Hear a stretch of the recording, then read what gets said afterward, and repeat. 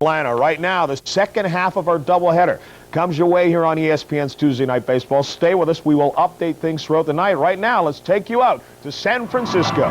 This is Candlestick Park in San Francisco, where tonight it's Game 2 of a 3-game series between the Los Angeles Dodgers and the San Francisco Giants. Hi, everybody. I'm Steve Physiak, and this is former American League pitcher Steve McCatty, and I have an announcement to make. This is the first National League game that Steve McCatty has ever seen. He was a great pitcher in the American League, but he gets to take a look at the senior circuit. And you also get to look at the best home run hitter in the National League, talking about Kevin Mitchell, who was suspended because of charging the mound last week at San Diego. He has appealed the suspension, and the Giants needed the appeal because they need his big bat in their lineup. Well, they definitely need his bat in the lineup. Here's a guy, he goes out hitting 5 home runs, 400 right now, and he gets a suspension 2 days off now, and he has a chance to take it off and forget about it with this guy in the mound for the Dodgers, Ramon Martinez, who's had a combined total of 182 right-handers hitting off him in the last 2 years. But Mitch is out there. He's what the Giants need. He's their leader right now, inspirational right now, and it just shows you what kind of player he is. And the Dodgers, meantime, do not have their main hammer. Eddie Murray has had hip problems. He's had pelvis problems, and they don't know when he'll be back. And for the last 10, 11, 12, 13, 14 years, he has been a major problem for pitchers in both leagues. There's no doubt. I played against Eddie when he was in the American League. Here's a guy right now with 3 home runs by Dave Winfield the other day. Murray's hit 379 through the 90s. Here, a guy that's averaged 289 and 98 RBIs a year. He's out of the lineup. I think the Dodgers are a better lineup if he were in it, because he's a switch hitter, as if Strawberry was out.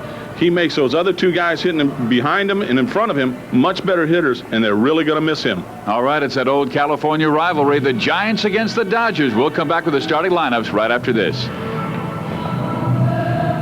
Dodgers third place in the National League West against San Francisco, off to a slow start. They're in last place in the West with a record of 2-5. And here's a look at the starting lineups that Tommy Lasorda's Dodgers will show tonight. Brett Butler will lead things off. Played last year with the Giants. Batting second, Juan Samuel, the second baseman. Hitting third, Lenny Harris, the third baseman. Then it's Darryl Strawberry, Cal Daniels, Mike Scioscia. Mike Sharperson takes over for Eddie Murray at first base. Alfredo Griffin, smooth fielding shortstop, who was troubled last night. And Ramon Martinez, the pitcher, will hit ninth.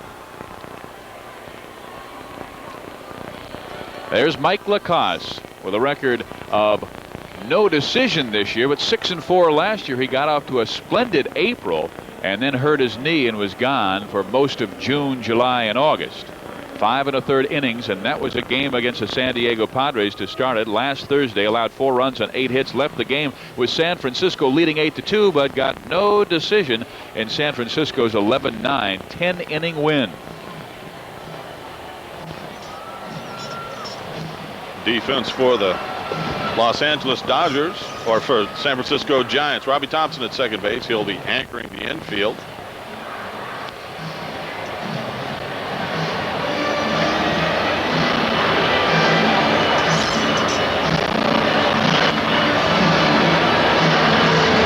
And in the outfield will be Kevin Mitchell, off to a hot start. Guy should be sitting out 2 days right now, but he's going to take care of business out of left field for the Giants tonight.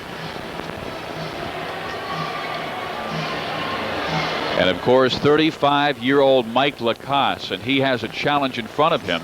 He was the Giants' best pitcher in the month of April last year, Steve, but he goes against Ramon Martinez, who was outstanding in his first start, got the win over the Atlanta Braves in his first outing.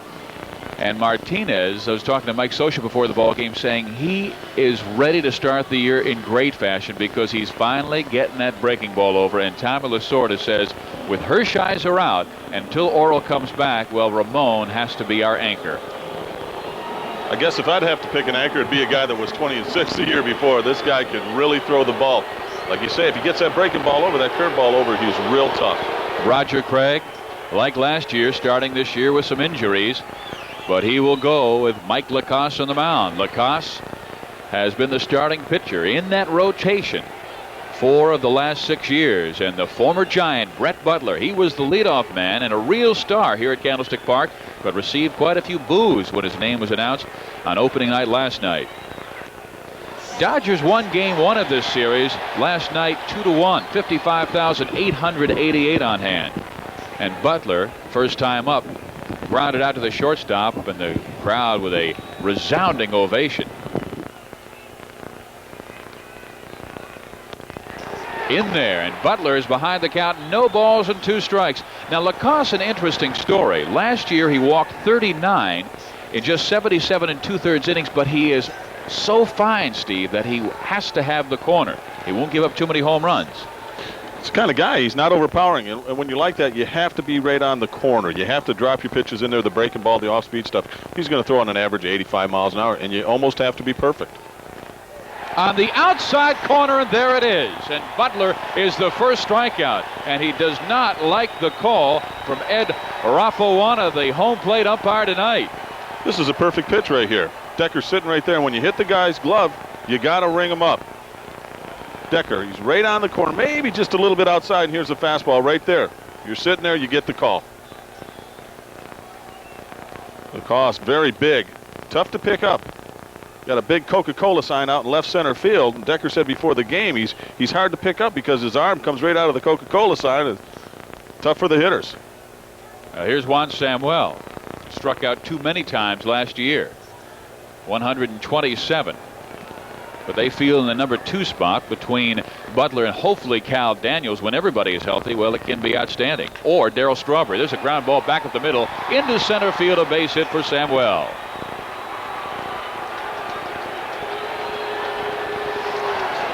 Just a little fastball out over the heart of the plate. Samuel stayed back on it. Ground ball up the middle. Decker outside, and you see the ball's right over the middle of the plate. Lacoste tries to make the foot save right there. A little Jacques Plante, but hockey season doesn't come up with it. Base hit. We've got the Stanley Cups going on. You can watch the highlights of that later on SportsCenter tonight. We got baseball here in San Francisco. The Giants looking for their first win over the Dodgers in 1991, and they are arch rivals. And last night, I should say, on opening night, it was special. They had the fireworks, but when they announced the Dodgers starting 9 and they lined up along third base, each received a boo. Samuel, very good speed, 38 stolen bases a year ago. A walking lead and a very safe one over at first base. And Lacoste has the count, 1 ball, no strikes to Lenny Harris. Joey Amalfitano, third base coach. Harris, what a season he had last year. He almost by accident became their third baseman, but enjoyed a 304 campaign. And there's a ground ball. Lacoste better hurry. He's safe at first base. Boy, Mike came off the mound rather slowly. And the Dodgers have runners at first and second and only 1 out. It's a fastball away. He tops it. Lacoste just can't get off the mound. Harris got pretty good speed. Throw is just a little bit late. Real good view here. Harris knows he has a chance at a base hit. He's really digging it out. Lacoste just doesn't get there. And here comes Darryl Strawberry. He has had a tough beginning to his Dodger career, only 4 for 21, but he enjoyed a brilliant spring. Just pressing a little bit. And there's a fastball, and Lacoste throws it right on by him. When he gets in a groove, there's nobody better in baseball. He's such a talented person, and it's really hard for guys to go up there and you're in New York, you're in that big media circus back there. They put so much pressure on you to perform, and a lot of times you do the things and they write about you anyways. They did pretty much treat you like a dog back there. I don't think Babe Ruth would have had a good year if he was back there right now. But he still had a better year than the president who made $100 grand. He got paid better. There's the average. Still looking for his first home run. He mashed 37 last year. Runners with their lead. Swing and a miss. A ball, 2 strikes to Darryl Strawberry. Another fastball away. That pitch is a little bit outside of the zone. Strawberry trying to catch the ball and hook it. With his long arms that he has, the book has been to get ahead of him away, but keep the ball in. Get a strike and then come in on him. Misses on the outside. 2 balls and 2 strikes. And with the count 1-2, I enjoy watching Lacoste pitch because he will really paint the corners. And if he wastes one, it will not be far off. Well, it better be far out of the strike zone because he misses over the middle part of the plate. It's trouble. 3 balls and 2 strikes. Cal Daniels was always hit Lacoste well as on deck. A hitter like Daniels would probably hit Lacoste well because he keeps the ball away. He's not a power pitcher. Those type of pitchers like to keep the ball away from you. And Daniels has got great power to left center field. Runners going. And ball 4 is thrown to Darryl Strawberry. So the bases are loaded for Cal Daniels.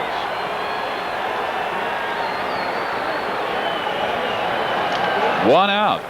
Brett Butler struck out Samuel single. Lenny Harris reached on an infield hit, and now Strawberry has walked to load the bases. This is the kind of situation in a game, and it's early in the game. First inning, 5th hitter, 4th hitter, you come up there, bases are loaded. You know the guy's got to throw you a fastball. He has no place to put you. And probably since I said that, I'll drop a straight change on him.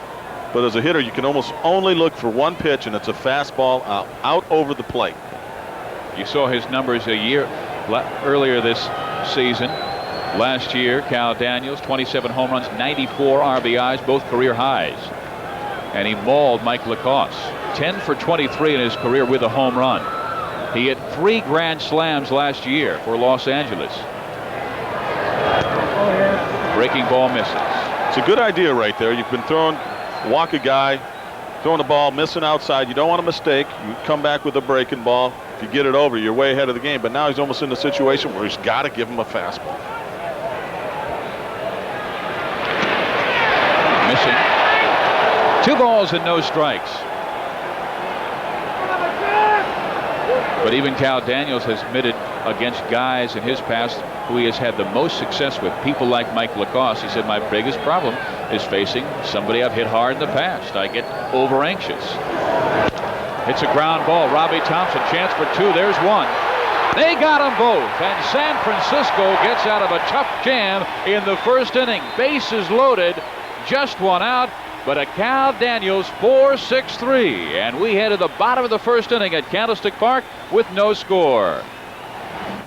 A 0-0 ball game between Los Angeles and San Francisco, and here's a look at the starting lineups that the Giants will show tonight. Robbie Thompson will lead things off, to be followed by Willie McGee. Then it's first baseman Will Clark in the 3 spot. Kevin Mitchell, the major league leader in home runs with 5 already. Matt Williams will hit 5th.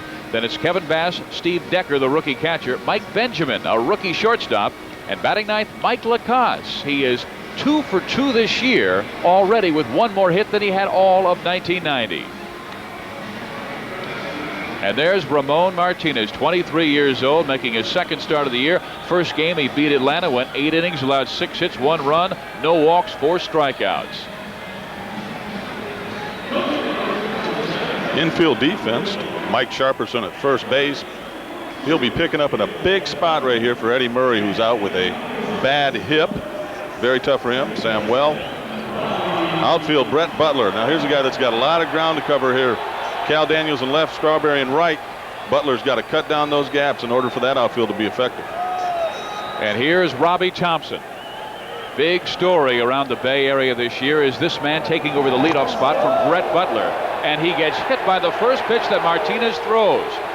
Well, you want to take some pitches as a leadoff guy, but you don't want to take them in your stomach. It's kind of tough. You're up there the first pitch. You want to see what the guy has. And here it comes. Just a little fastball, about 93 right at your rib cage. Just barely got him. Those are the ones as a hitter you don't really mind watching. Just ticks his shirt and say, hey, did you see that? It got me. It got me. That's why the ball should have a little paint on it. Yeah, you don't mind those. When you get hit by a pitch and everybody in the stadium goes, oh, those are the bad ones. Here's Willie McGee. Takes a fastball right down the middle. Our umpires tonight, Ed Rapalwana behind home plate. First base is Terry Tate. Second, Jerry Crawford. And third, Steve Ripley. There's Bill Fahey, third base. Coach for San Francisco. Over at first is Wendell Kim. McGee 10 for 30 this year. Led the National League in hitting, even though he didn't play the final month of the season. Well, he did, but in the American League with the Oakland A's. Wound up hitting 35 in the National League. That was better than Eddie Murray for Los Angeles. Will Clark is on deck. Giants left 9 runners on base last night in a 2-1 loss to Los Angeles. Ground ball. Martinez. Oh, he is cat quick. And he throws out McGee to second base. Goes Robbie Thompson. That was a real good play right there by Martinez. He got off the mound so fast. Ball on the outside corner. McGee just tops it. Here's Martinez. He finished square up to home. He's over on that ball. Sets himself in a good, strong throw and gets a fast runner by about 4 or 5 steps. Good movement. The ball sinks away. Martinez on it in a heartbeat. Now, if he doesn't get that, that ball's going to be a base hit. Set. Good throw. Good mechanics. Well, he's all arms and legs, isn't he? He is. He just gets, you can see he gets good extension on that arm. 91, 93 mile an hour fastball. Great changeup. The curve is the one pitch he wants to get over this year, and he throws strike one to Will Clark. Clark has a man in scoring position and with Robbie Thompson. Giants have had trouble in that department this year. The record is 2-5, and their 2 victories, well, they've just cleaned up with 27 runs. And the 5 losses, they have been slaughtered by the opposition. And Clark going to the opposite field, fouls it off. He's in the hole. No balls and 2 strikes. I would start, right now he's ahead in the count, but I would think with Clark coming up right now, and I know he hits me pretty well. He's hitting 462 off me. I think I would have mixed in a few breaking balls, but when you jump out, he's got good stuff. Now you can come with the breaking ball. You got a first base open here, and you can kind of pitch around him. You don't have to be, come right at him with the fastball. Thompson's not going in there. Strike 3. Great pitch by Martinez, and it almost looked like Clark was looking for something else. What he got was a straight change. He has such good motion on this. The ball, Clark's way out in front, it just dies away. And he knows he can't hit it, and he hopes it gets outside the strike zone, and it just falls right on the corner. Great pitch. Whew. He had it all going last year in a game against the Atlanta Braves when he struck out 18. I mean, his line was absolutely unbelievable. 9 innings, 3 hits, 1 walk, 18 strikeouts. And he beat the Braves. They said he could have had 20 or 21 strikeouts. Mitchell goes after the first pitch and chops it foul, strike 1. 20 or 21 strikeouts? That's what they say. Towards the end of my career, I was hoping I'd get like about 2 or 3 swinging misses. There's the big fella, Kevin Mitchell. 5'11", 215 pounds, tremendous power, and off to a great start this year. 11 for 25 with 5 home runs, 10 RBIs. Thompson at second base with 2 outs now. And Mitchell in the hole, no balls, 2 strikes. You think we might see that changeup again? It'd be a good time for him to throw it. Right-handed batters only hit 182 off this guy last year. Over the past 2 years, 182. That's amazing. It's almost like he could probably throw anything he wants right now, and it's going to be tough for Mitchell to hit because he's got that good of stuff. But I think a straight change would be a nice pitch. That'll work. Immediately, if Mitchell swings at it, he probably have to go in and ice his back down because he's coming out of his shoes. Well, Kevin is the only batter that I've ever talked to, and he says he looks for a slider. And I say, "What, Kevin, how can you adjust to the fastball then?" He says, "I look for the slider." With the numbers he's put up the last 4 years, you don't argue. You don't argue with that. I try and find my pitchers that didn't have any sliders. You got to like Mitchell. This is a guy. Look at his bat. You don't know whose bat it is. It could be Russell's. It could be anybody. Just go break off a tree branch and come up swinging that. Doesn't use his own bats. Fouls it back. No balls, 2 strikes. Well, Bruce Hurst was lucky that Mitchell threw the bat down last week when Mitchell hit a monstrous home run down in San Diego last week, and then the next time up, Bruce Hurst came inside high and tight towards Mitchell's head. He argued with him, and then Bob Davidson did not warn him. Next pitch came inside, hit him in the foot, and Mitchell was out running down Hurst. Well, I don't believe that the hitters have the right to go out there. He was saying that Hurst was throwing at him. I watched the replays a couple times. I do not think there's any way in the world that Hurst is throwing at this guy. It was a pitch up and in. Guys dive out to the outside part of the plate so much now that they think if you're even just off the inside corner a little bit, you're throwing at him. I don't think, I know Hurst, and I don't really believe the guy has it in him to do that. 1 ball, 2 strikes. But in this day and age, when they say if you hit a home run and you come in high and tight, most umpires are going to warn the guy. They've already had a confrontation. Mitchell has warned him. He's gone halfway to the mound, then comes back. You'd think Davidson say, one more time and you're gone. That way, it protects Mitchell a little bit, and you don't have that confrontation that did develop. But you can't take it away from the pitcher because the pitch was not that high and tight. If you're going to warn the pitcher on that pitch, you're taking something away from him. Mitchell fouls it back, stays at 1 ball and 2 strikes.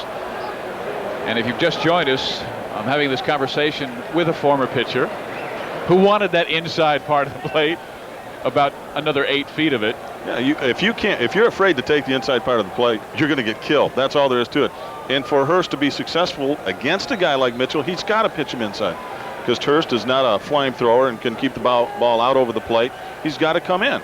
And that pitch wasn't that bad. And I think hitters complain too much about it, and they're wrong, unless it's Dibble thrown at you. Now, he tried to kill the guy in Cincinnati that day. That's different. 2 balls, 2 strikes. And that was with Eric Yelding. I don't blame him. That's crazy. When you got a guy that throws that hard, that's crazy. They should do something to Dibble. They should slap the biggest fine they can on him and suspend him, because you can really hurt somebody that way. But in that situation with Hurst, I just think as a pitcher, he's just trying to come inside. We'll get that shot of Mitchell again. You think he's standing right on top of the home plate? Oh, he's very close to home plate. His bat's going to cover the other batter's box. And Mitchell with a drive down the left field line, but foul. It stays at 2 balls and 2 strikes. Cal Daniels extremely deep in left.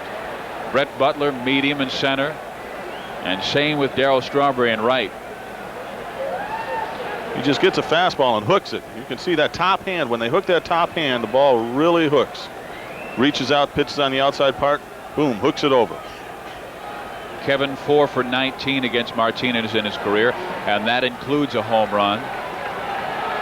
Ramon prone to giving up the long ball, gave up 22 a year ago. Here's the 2-2 pitch. Fouls it away. This is a nice at-bat between Ramon and Kevin. This is real good right here. Martinez hasn't really thrown him any breaking balls.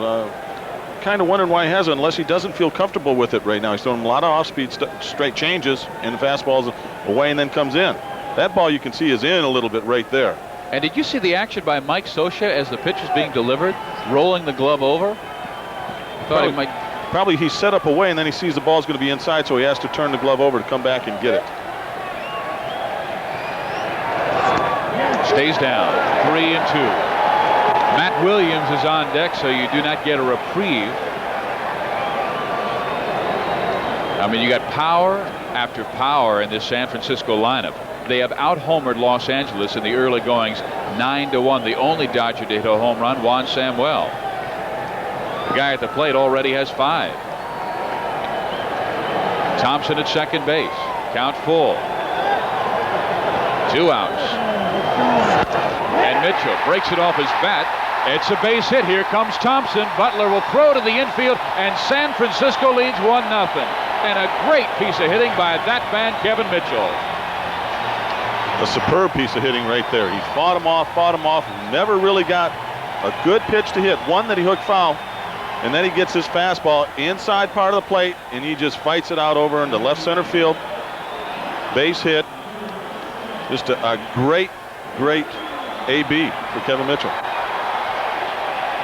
And guys don't give him enough credit for being a smart hitter, but he'll go home in the winter leagues and get so anxious to play baseball that when he lives in his home in San Diego, he'll go down to Tijuana and take in some games during the year just to keep the stroke going. I think Al Rosen's probably real happy about that. Here's Matt Williams, a swing and a miss. And as a matter of fact, he will go into a pool with his bat and swing in a water just to get his stroke and his arms a little bit stronger. The only thing I've thought about when you swing in a pool is it's tough to throw batting practice. You could go throw a good spinner in there. Well, when a guy, he looks for sliders and gets hits like that, he can swing in a pool, he can do anything. Gets away from the catcher, Scioscia, but Mitchell stays put at first base.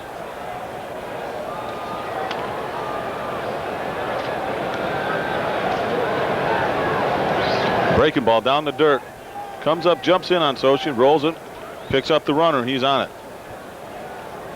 Martinez checking him out. Scioscia did a pretty good job blocking that ball right there. Mitchell jumping around. Last night, on opening night, we had terrible weather conditions. Winds whipping around about 35 miles an hour. Williams grounds it foul. Count remains 1 ball and 2 strikes. And the temperature got down to the 40s. It's cold tonight. It's in the 50s, and Martinez certainly has got the turtleneck on. How long does it take a pitcher in these kind of conditions to get loose? He's loose by the time he comes out of the bullpen. It's finding your stuff when you get out onto the mound. When you're throwing on the side, the weather really doesn't bother you that much. You'll work up a sweat pretty quickly, and it doesn't bother you. The cold never bothered me.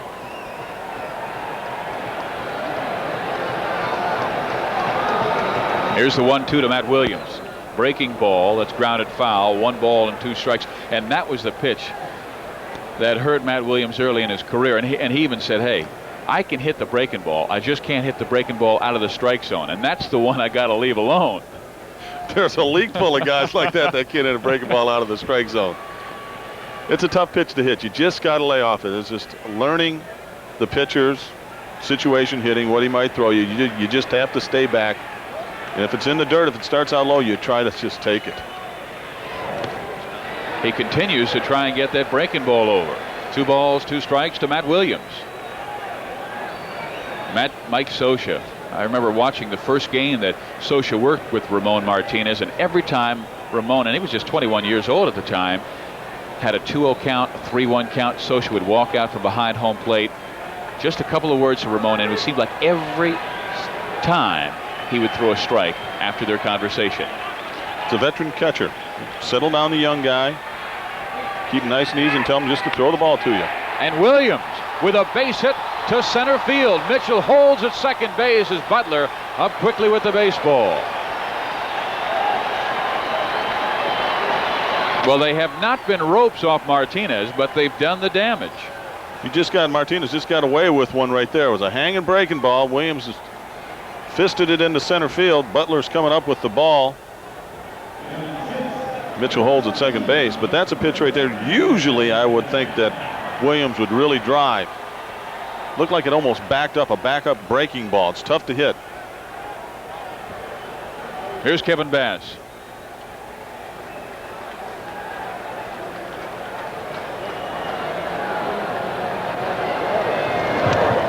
Foul back. Strike 1. Well, if you're going to get to Martinez, he's like the great ones. You have to get to him early. Last year in his 33 starts, he gave up 14 runs. And then, like 3rd, 4th, 5th, he'd start picking it up. And they'd say he'd go from like 88 miles an hour to the 91, 93, and that made his changeup even much more effective. You just get into your rhythm out there after a couple innings. You just start feeling comfortable and get that breaking ball over. And there's a lot of guys, most of the best ones, if you got them, you had to get them early. If you didn't, they'd get in that good rhythm where they felt comfortable throwing the breaking ball. They saw that their fastball really had that pop on it. And you just get settled. It's like cruise control. You just throw it on and you're done. You know, he's been in front of the last 4 batters. He had Clark 0-2, he had Mitchell 1-2, he had Williams 1-2, and now he has Kevin Bass 0-2. He's lost the last 2 because of a superior at bat by Kevin Mitchell, and then a little looping liner to right field that has runners in first and second with 2 outs. Bass steps out.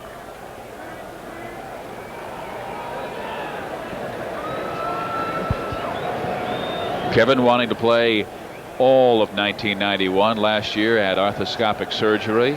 As you see the way the defense is set, runners lead from their bases.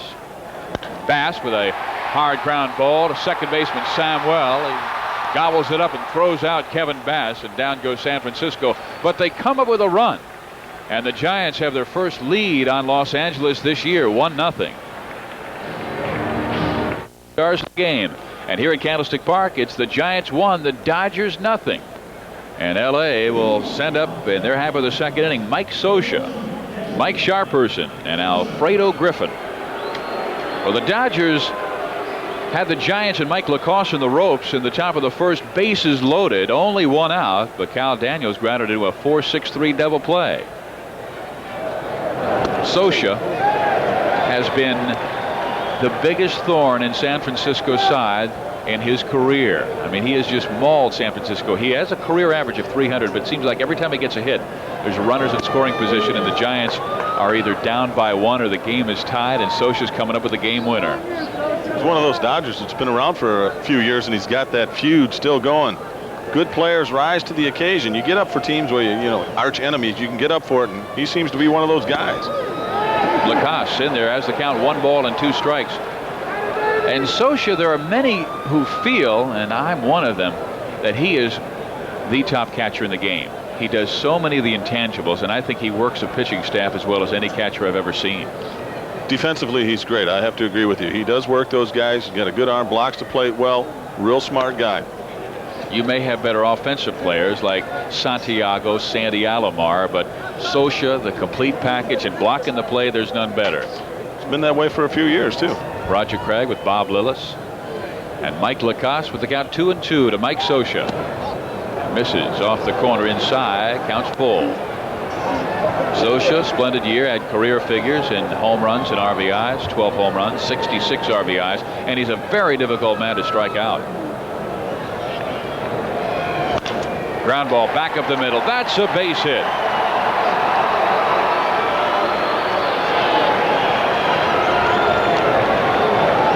Lacoste has got to get these pitches down. Balls they're hitting are up in the strike zone. A guy that doesn't throw that hard, got to get the ball down. Fastball up and away. And that ball could have been caught by him. He's just not ready to catch that ball, though. It's a pitcher sometimes you don't think they're going to hit it back to you. But you got to remember, when you let the ball go, you're an infielder then. You got to catch the balls back up the middle. And that one, you know, you think about it and you say, well, you don't make it. The guy usually scores. That's just like a walk. You might as well let him get on base. Just walk him. Well, Lacoste, though, is known to throw a ground ball double play. We saw that in the first inning. All of his pitches seem to dip a little bit. His fastball is never straight. That's a lot of ground balls. But you don't want to give away, say, well, I don't have to worry about giving up a hit because I get a lot of ground ball double plays. Well, we've had 2 hit batters in this game already. Robbie Thompson is one, and Sharperson walking towards Mike Lacoste and now yelling at Lacoste. Matt Williams comes in between.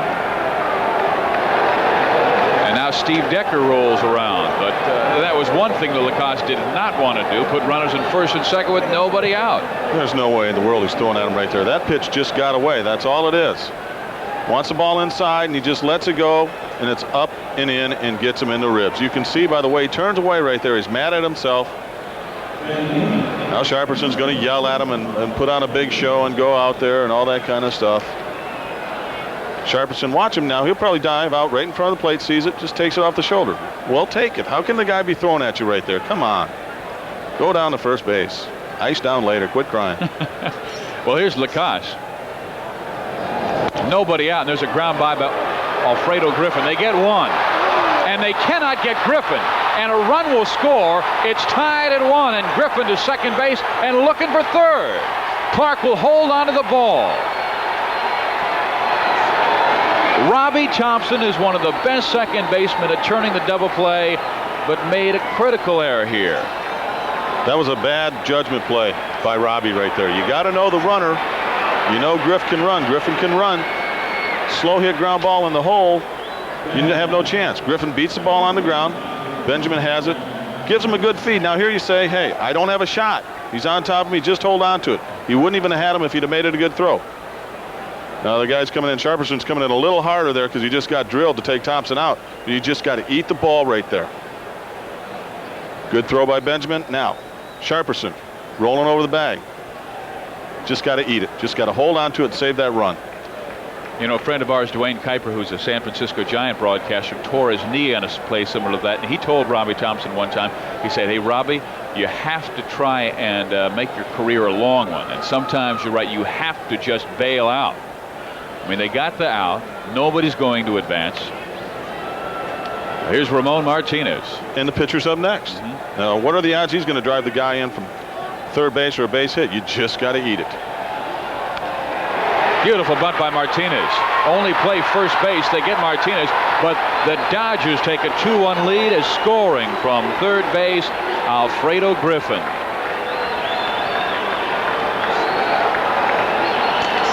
Take runs any way you can get them early in the game. Sacks on. Here it is. Good bunt. Lacoste thinks about it for a second, but Griff's got good speed. Lacoste just has to go to first base with it. So Martinez with the go-ahead RBI. And here's Brett Butler.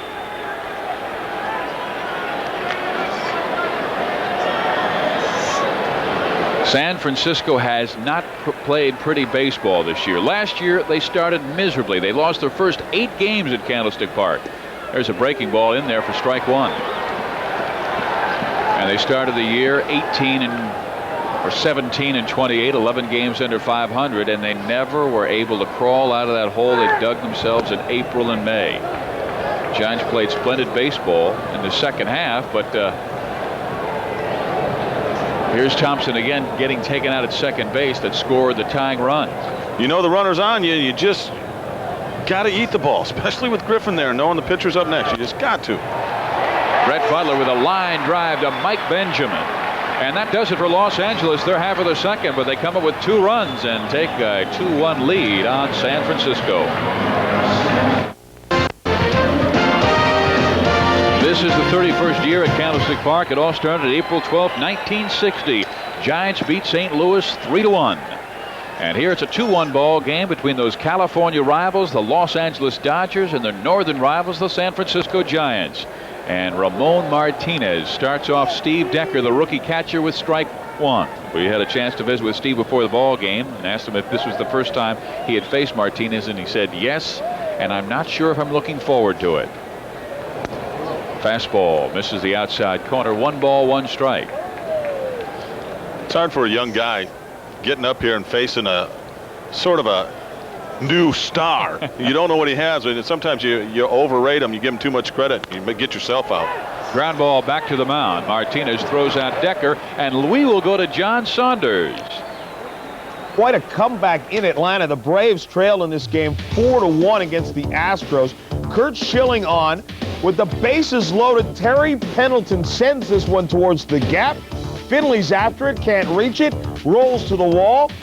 The base is clear to make it a 7-4 game. They add 3 more and win it 10-4. Let's get back to Steve Pizioc and Steve McCann. Atlanta playing pretty well to start this year. And here in the West Coast, San Francisco certainly has not. They've opened 2-5. They're down 2-1 to Ramon Martinez and the Dodgers. Second inning of play, 1 down. Mike Benjamin, the batter, and the count to him 0-1. And he takes one just off the corner. 1 ball, 1 strike. Mike Benjamin, the first rookie to start at shortstop for San Francisco since Tito Fuentes did it in 1966. Foul off. They wanted him to stand further and closer to the plate to get that long swing away from Mike Benjamin. They thought he had too much of a long swing, and he was prone to a strikeout. If you have a long swing, it's very tough to get around on a fastball. Guys that throw hard, you're not going to catch up with the ball. You got to make a quick swing. Into right field, Darryl Strawberry has it measured, has to fight the wind, makes the catch, and there are 2 out.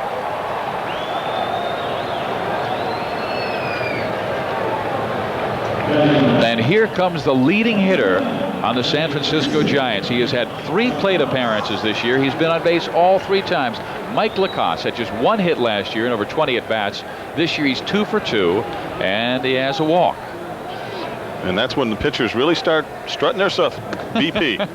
Couple of hits leading the club. You're going to talk plenty stuff up there. And can you imagine Will Clark coming up and saying, nice hack, Mike? And he says, yeah, I'm hitting 1,000. What are you hitting, Clark? Well, that's what you do. You wait for a hitter to come back and say, I think you're dragging your bat. I think you're dragging it through the zone.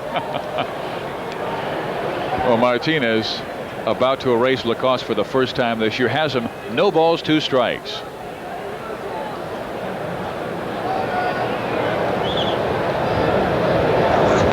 Swing and a miss, and down goes Lacoste for the first time in 1991. And Martinez has his first strikeout in the second. He has 2 for the game. It's 2-1 Los Angeles. 55,888 on opening night last night. Enjoyed Los Angeles taking a 2-1 victory over San Francisco. There were Dodger fans here. Now, it was not all that enjoyable for San Francisco. They lost the ball game to fall 2-5 this year, but we have a crowd of about 25,000 here tonight at Candlestick Park and another frosty night. Wind blowing about 21 miles an hour. Sometimes towards left field, sometimes towards right. This is not one of those ballparks where you can say, well, it's blowing out towards right field, because it swirls around and there's almost a jet stream down the right field line, and there'll be a jet stream out towards right center field. Any other place, it's like, take a pick. Reminds me a lot of the Coliseum, the Oakland Coliseum. You could never tell. I'd sit there on the mountain, I'd look which way the flags were blowing, and I say, well, I have to, I can take that to my advantage. 10 home runs later, Murphy come in, Dwayne Murphy center field says, hey, the wind's swirling. Don't look at those flags out there. Samuel going the opposite way. A long run for Kevin Bass. Will it twist foul? Yes, it does. And that will just keep the count at no balls and 2 strikes. Samuel, first time up, base hit. There's a look at Kevin Bass. And there's a look at the flags overhead Candlestick Park. That means absolutely nothing. It looks like it's blowing out towards right field. Down in the field, it could be blowing in the opposite direction. It means it's going to be a lot of fun on pop-ups. You bet. And if you're in right field and it's a day game, it's almost impossible. I've seen so many right fielders misplay the ball second base because the sun stares right at you, and you have the wind to fool with as well. And it's like they're staggering like a drunk sailor down on the wharf in San Francisco. Watch Samuel here. He's so split out that he can't get any legs, any hips into the pitch. That last pitch he swung at, he didn't even have authoritative swing. Well, Lacoste throwing him nothing but breaking balls. Breaking balls have had, he's just not going to have a good swing there. He has no weight to transfer. It's a little wider than I remember seeing him before. Yeah, when he was with the Phillies. The Phillies, you have to close up, I think, a little bit. Big guys like a Dave Kingman can do that because he's so strong. But a shorter person has to close up a little bit if they want to get their hips into the pitch at all. Ground ball, Matt Williams. Samuel runs well, but Williams' arm is better, and there's 1 down.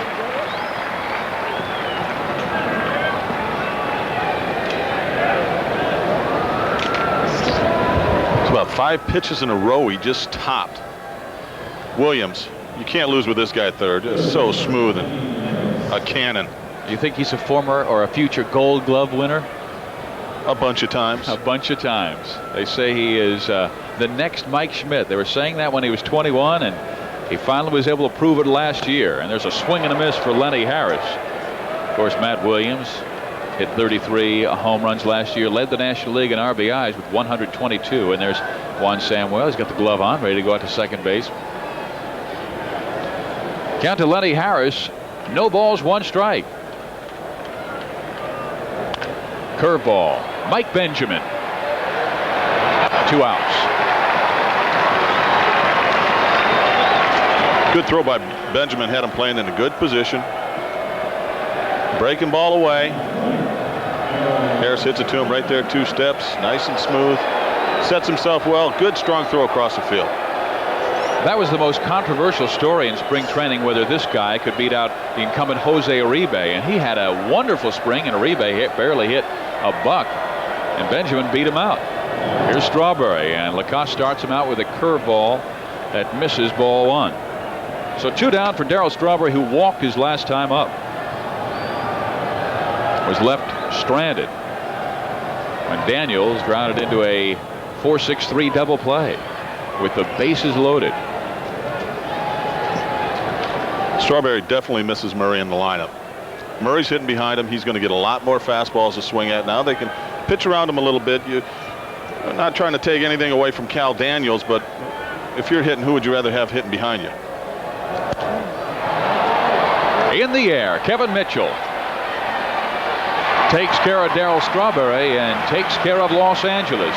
It's a 2-1 ball game. The Dodgers have the lead over San Francisco, and coming up for the Giants, Thompson, McGee, and Clark. The White Sox trying to stay undefeated. The lone team without a loss in the major leagues. Lance Johnson aboard. Robin Ventura finds the gap. Roberto Kelly trying to run it down, can't get there. Lance Johnson all the way from first scores. Then Bobby Thigpen comes on in the bottom of the 9th to nail it down. His 4th save. The White Sox are 6-0, heading home to the new opening of the new Comiskey Park. Back to San Francisco. Great start for the White Sox this year, unbeaten at 6-0. And it'll be a great Western race in both the American and National Leagues. You got the White Sox, the Oakland A's, California Angels, Kansas City, Texas, Seattle, Minnesota. They all will contend. The top four certainly. And in the National League West, you've got San Francisco, San Diego, Atlanta's playing extremely well, Los Angeles, the world champion Cincinnati Reds. And it seems like the power is in the West now. Here's Robbie Thompson to lead things off, hit by a pitch, scored the lone San Francisco run. When he came around to score on Kevin Mitchell's base hit back at the middle. Giants with a run in the first. Dodgers came back with 2 in the second for the lead. And Ramon Martinez tired the side in order in the second. And Thompson waves at that offering. Ball, 2 strikes to Robbie Thompson. His job, replaced Brett Butler as the leadoff man. He started this year 2 for 24. And there are some that say McGee may be the leadoff man before this season is over. Stays high. I would think McGee would be a better leadoff hitter than he would a second spot hitter if you had a guy that was leadoff that stole a lot. Thompson doesn't steal a lot. When he was with the A's at the end of last year and Ricky Henderson was hitting in front of him, Ricky couldn't really run because McGee wouldn't give him a chance. McGee likes to swing the bat. You have a guy that likes to swing the bat, it's hard to have your base stealer really do anything because he's falling off, missing, hitting the ball, popping it up. You have to have a guy that's willing to take a few pitches, give the guy a chance to steal the base, and McGee's not that type of person. And there's a line drive. Base hit down the line. The third hit this year for Robbie Thompson. Cal Daniels in the corner. Thompson turning for second. He's going for 3. And will they call it a ground rule double? Yes, they will. You saw the ball caught up in the fence. So Thompson has to retrace his steps, go back to second base. Well, the ball's gone now and probably picked up by one of the Los Angeles Dodger bullpen participants. But Robbie Thompson with a slight smile on his face as he comes through with a leadoff double to start the third. Fastball right down the middle of the plate, and he just turns on it. Harris has no chance on that ball. If he'd have got it, you see Thompson going around first right here. Now, I think you watch the ball, it's going to roll right under the fence right here. I think he probably would have had a chance for a triple, but the rules say if it goes behind the fence, it's a ground rule double. Hits the corner, kick right behind the foul pole. And the gate where they go into the bullpen there, rolled right into it. Wonder if he got any help from Jay Howell and his friends. Pitch by Martinez. McGee squaring to bunt. Takes strike 1. Now, you're talking about Willie McGee. Now, he was the number 3 hitter when the St. Louis Cardinals were in their glory years, hitting behind Tommy Herr and Vince Coleman, who was a great speedster. So Herr was the guy who had the discipline to take the strikes. And McGee came through with a lot of RBIs. Sure you do, because you get a guy in scoring position. It's like Dwayne Murphy and Ricky Henderson years ago with the A's. And there's a base hit to left field. Thompson had to hold up, so he'll just take third.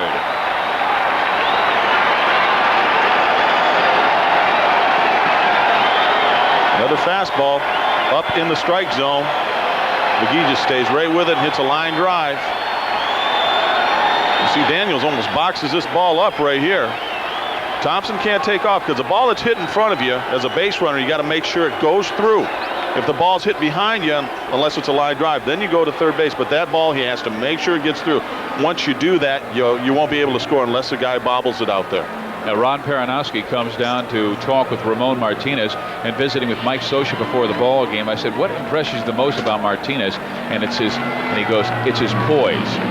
I mean, he's like Valenzuela. He said whether he's going well, whether he's not going well, he never really wavers. And there's tonight's weather. 56 degrees right. I think it's more like the 40s. Humidity 66%. Really no chance for rain tonight.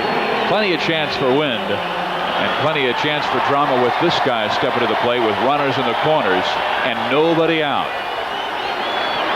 Led the team in sacrifice flies last year with 13. Where are they taking that temperature at? In the dining room? You got that it's right. 56 degrees out here. I think where Brett Butler is out in center field, it's more like 42 degrees. Wind chill about 18. Thompson at third. McGee at first. Nobody out. And chance of beat LA can be heard around Candlestick Park.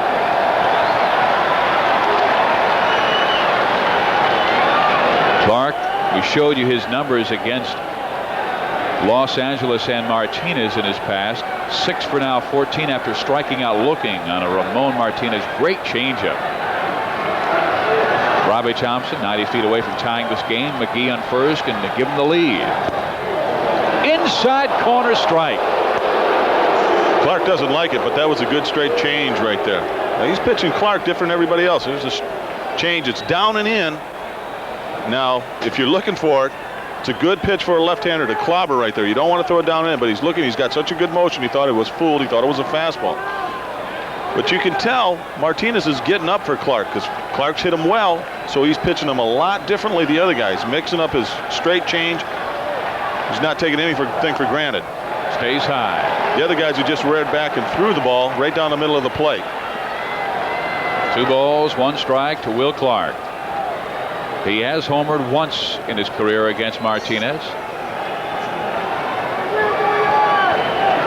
Ramon outstanding against San Francisco last year, 4-1 with a .205 earned run average.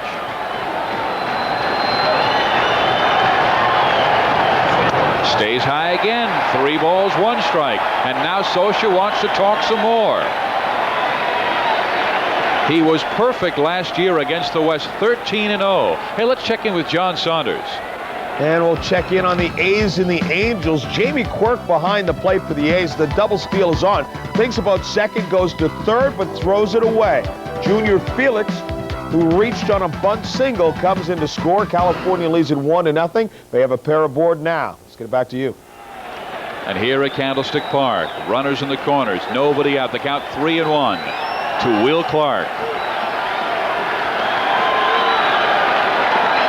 If ever a time you felt like throwing your changeup for a strike, it's right now. Runner going. Clark fouls it off. They're sending McGee from first base.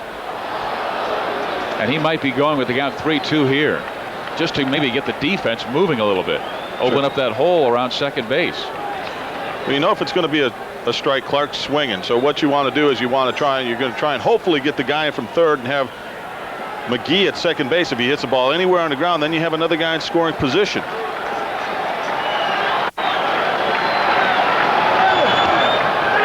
This guy has a great move. He picked off 3 last year.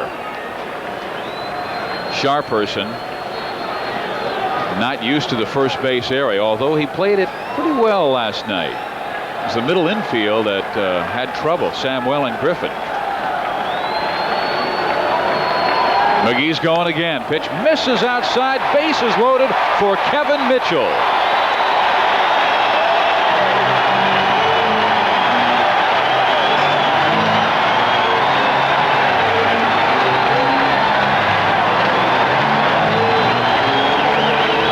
As a pitcher, this is a situation you do not want to be in. Nobody out. Guy with 5 home runs already. You're having trouble with your breaking ball. You can't get it over. And you know the guy can hit a fastball. This is when you really start thinking to yourself, what do I do? Well, he has been up 47 times in his career with the bases loaded. He has never hit a grand slam, and he is the Giants' hottest hitter this year. And he was going for his first right there. You're looking for a fastball. You know he's not throwing any breaking balls. You look for the fastball inside part of the plate and try and turn on it. He just swung right through that, pulled his head off of it. Watch his head go. Boom. Well, Mitchell with a great at-bat. His last time up against Martinez. 2-1 ball game. Dodgers with the lead. Bases loaded, nobody out. And the 0-1 pitch to Kevin Mitchell. Ground ball, foul. No balls, 2 strikes.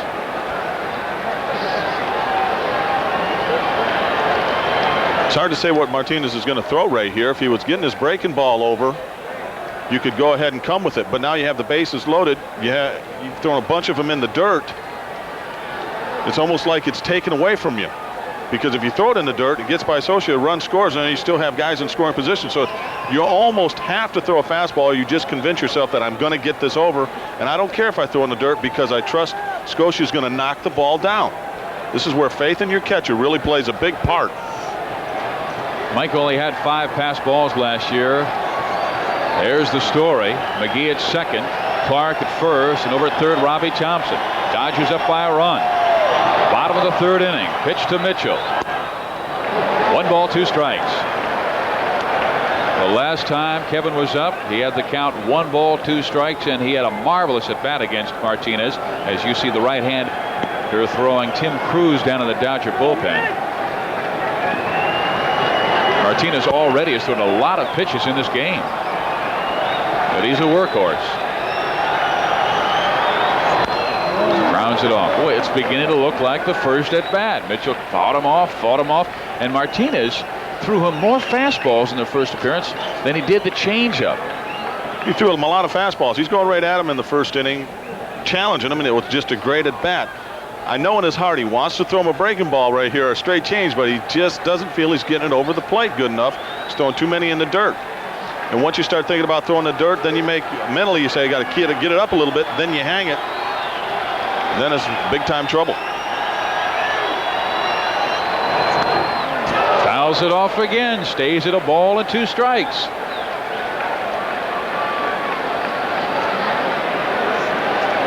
He is working awfully hard. He averages about 115 pitches a game. He's going to be moving in on that by the 5th inning if he gets out of this jam here. Last year he led the major leagues in complete games with 12. He had 2 games where he threw 148 pitches and 149 pitches. Here's the 1-2. Line drive, but foul. And there was a stretch for Ramon last year from June 16th to July 5th. He threw 617 pitches in 5 starts, and all of a sudden people were saying, my goodness. Fernando Valenzuela, his arm went away. Sandy Koufax, Oral Hershiser, Steve McCatty, although he was not managed by Tommy Lasorda. You throw those extra pitches, it makes it very tough. Right there, he just made a mistake with a straight change. Dusty Baker talking about that right there. He's out in front of the ball and just hooked it too much. Check to swing in time. It stays. Now 2 balls and 2 strikes. Ooh, and Mitchell is battling him again. Trying to throw too good a pitch on that curveball. Not just a good curve, too good. You try to snap it too much, and you pull it right down in the dirt. It's a pitcher's mentality to say, I just don't want to throw a good one. I want to throw a great one. And trying to throw that great one is what gets you in trouble. Bases are loaded. Nobody out. The count 2 balls and 2 strikes to Kevin Mitchell. And there's a drive. Left field. Cal Daniels goes back.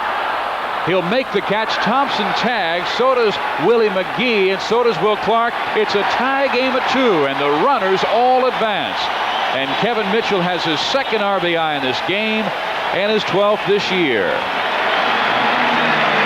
And he was real close from jerking that ball out of here. That was a bad pitch by Martinez. It was a changeup high in the zone, and he's lucky that Mitchell hit it off the end of the bat. Straight change, way up there. Mitchell just got it off the end of the bat. See Daniels calling off Butler. Makes the catch, and everybody's going to advance. They know he doesn't have a good arm.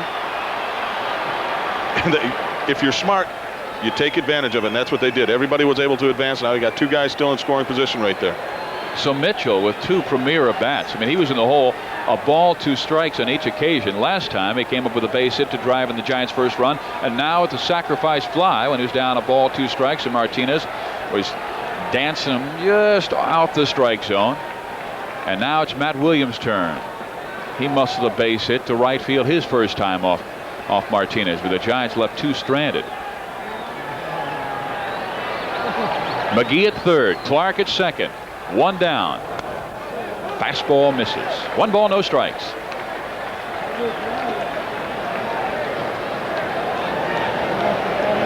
You know, you talk about the number of pitches he threw. I was reading Nolan Ryan's autobiography last year, and there were times early in his career he would throw 220 to 230 pitches. That's inhuman. But of course, Ryan is not human. We talked about that earlier too. He is not human. And it was Alan Malaman, who writes for the LA Times. I remember I did a game that Ryan pitched last year, and Malaman said he waited around until post-game to see if Ryan actually took his arm off and put it in a secret carrying case, that he was the bionic man. Good play by Scioscia right there. Another straight changeup. Martinez is just not on tonight. He's throwing a lot of balls in the dirt. It's nice to know you have a guy back there that's going to knock it down. It makes a big difference. Runners on second and third. Tie game at 2. Swing and a miss.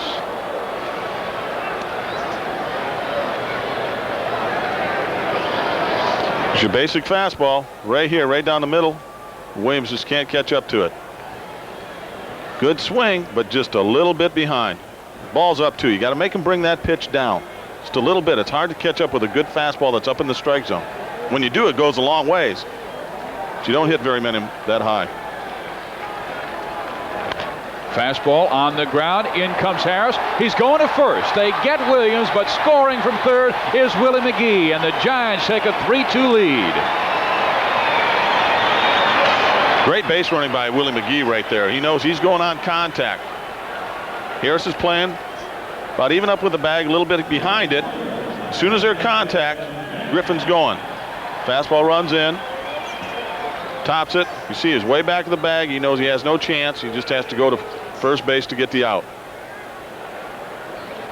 He's actually playing deeper than I thought he was. He's playing too deep right there. Goes to first base, gets the out. Steve, where should he be playing? Well, it's hard to say with a guy that's a big power hitter like Matt Williams. It's hard to say that you got to play in, but you got to come up some, because if he tops the ball, you're just giving a run away, and you can't do that. You got to get up on the bag. If he takes it, gets a base hit, okay, you accept that. But when a guy hits a dribbler, that you should have a play at home plate. That's not good positioning. Tommy Lasorda will intentionally pass Kevin Bass, the left-hander, to get to the right-handed swinging Steve Decker. So the Giants will have runners on first and second, 2 outs, and the rookie Steve Decker coming to the plate.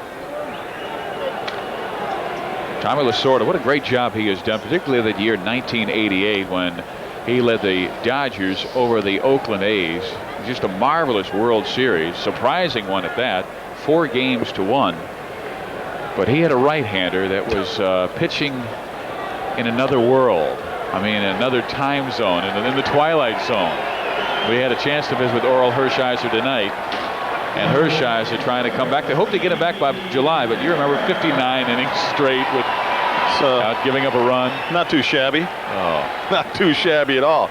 It's easy to manage when you have guys like that. You say, boy, I'm doing great, aren't I? I know where the key is to the bats, and I know where the baseballs are, and I just turn the guys loose. Hope my pen doesn't write out of ink when I write their names in the lineup. Or I'll shut them out. We'll give you a run. Martinez was much the same way last year. They gave him runs, though. Ramon Martinez, his run support was 5th best in the National League at 4.9. Well, here's Steve Decker. He and Steve McCatty have a lot in common. Lewiston, Idaho. Well, just a little bit in common. Very little. Both played there. High and tight. 2 balls, no strikes. He played his college ball up there. He made me Lewiston Clark. He made me feel real good. I said, "Yeah, I played my rookie year there back in '73." He says, "Yeah, I think that, they have like a little piece of the ballpark still left, like a little, a little monument out there, a relic."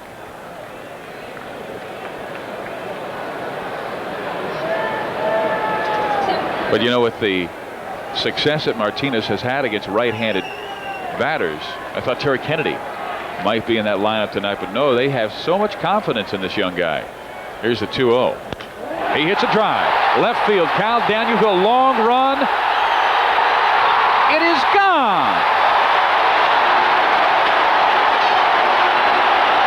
It found the jet stream. And a 3-run home run by the rookie catcher, Steve Decker. I was just about to say they got a lot of confidence in the guy, and they put him in there because he knows he's going to see some fastballs and he can turn on it. I couldn't get it out of my mouth, but he got a fastball up, and he parked it. Well, take that, Tommy Lasorda. They intentionally passed Kevin Bass to get to the right-hander, and Steve Decker hits his 2nd home run of the year. And the Giants are now up 6-2.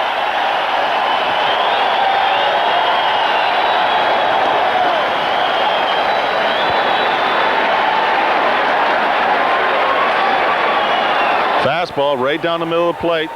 Good extension by Decker. He knows he hit it well right there. Martinez knows he hits it well. Everybody does. Benjamin, ground ball, Griffin. He'll throw out Mike Benjamin, but the damage has already been done. The Giants come up with 5 runs in the third. 3 from a home run by Steve Decker and take a 6-2 lead. Giants first came to San Francisco back in 1958. Played their first ball at Old Seal Stadium before Candlestick Park was finished in 1960. 31 years at Candlestick Park, second oldest park in the National League to, of course, Chicago's Wrigley Field. And Bob Lurie, the owner of the Giants, says they will not be here after the mid-90s. They will be moving either, hopefully, somewhere in this area. San Jose, Santa Clara, San Francisco. There are still many politicians who would like to see the ballpark downtown in the China Basin. This ball club has given them a lot of thrills in the late 80s and 90s. And they've got a great future in front of them. Here's Cal Daniels, line shot. Willie McGee. And Cal Daniels on at first base. Toughest play for an outfielder is a line drive hit right at you. Fastball away, Daniels is on it. McGee, you don't know which way to break, and the wind plays some tricks with it here at Candlestick. It was a good play just to knock it down so it didn't get by him for a couple extra bases. But on a line drive like that, you just don't know which way to break, and if you break the wrong way on the first step, you don't catch the ball. Here's Mike Scioscia. And Mike Lacoste misses the outside corner. 1 ball, no strikes. Big inning here for Lacoste. You go out, you get 5 runs. You don't want anybody on, especially the leadoff hitter, because the chances of them scoring go way up when the leadoff guy gets on. You want to hold them down right here because you don't want any of the momentum to shift back to L.A. You got it all, and if you can shut them out right here, you have a good chance of winning the game. Well, the count 1 ball, 1 strike to Mike Scioscia. And Daniels not really a threat to go over at first base, as you see the signs being flashed by Joey Amalfitano. There was a time when Daniels would be off and running, but 5 knee surgeries in the last 3 years have shut that down. Hit 27 stolen bases in '88. 2 balls and 1 strike. Cal just held down to 4 in 1990.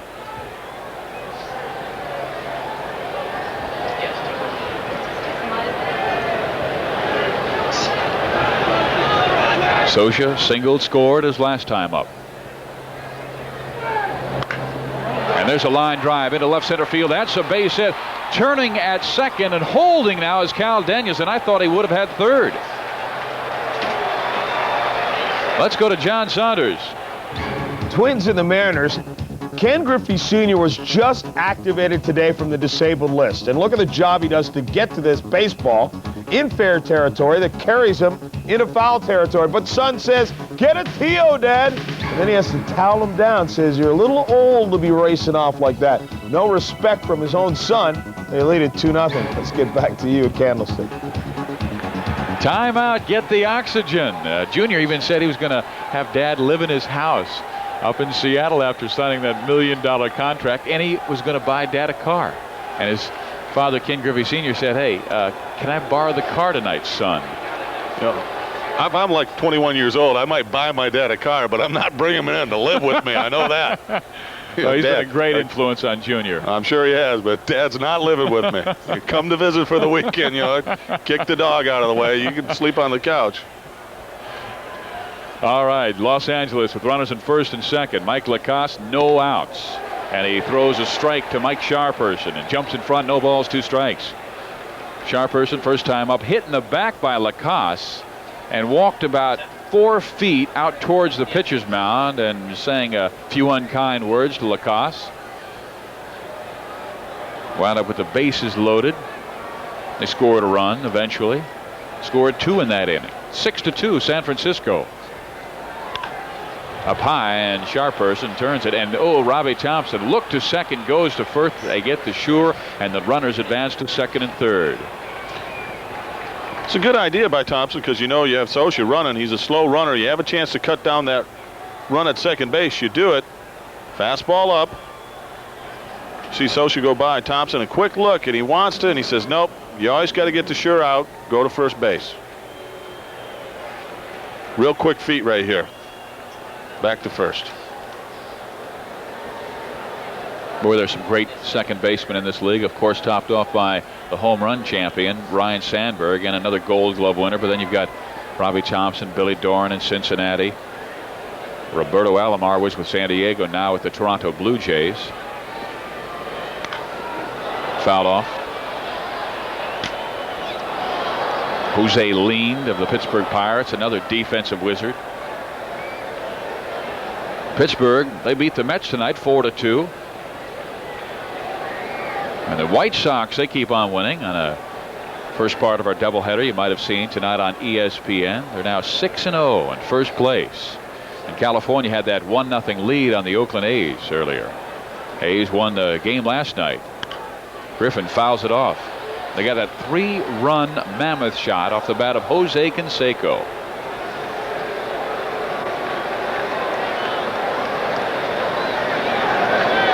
He played with Alfredo Griffin. Yeah, played a couple of years with Griff. We go way back to the Cal League back in '75 when he was with Cleveland playing in San Jose. He made 6 errors in one game. Oh, man. Rocky infield or just Alfredo? No. Ground ball knocked down by Lacoste. Looks the man back and throws to first base to catch Griffin. So Lacoste with a great piece of pitching here now has the pitcher to deal with runners in second and third and 2 outs. It's a great play by Lacoste. It's not a tough play, a little bit to his right, but if that ball's by him, it's a run. He was able to hold him there, go to first. And if he can get around Martinez, you're right. It'll give a lift to the team. It'll give a lift to Lacoste. Oh, look, we've got Chris Gwynn. Martinez will not come out for inning number 4. He's given up 6 already. And Chris Gwynn, a pure hitter. You've heard a lot about him because of his brother Tony Gwynn. Dodgers love his bat. And there's a line drive, base hit, left field. 2 will score, and it's 6-4. Well, Chris Gwynn goes after the first pitch.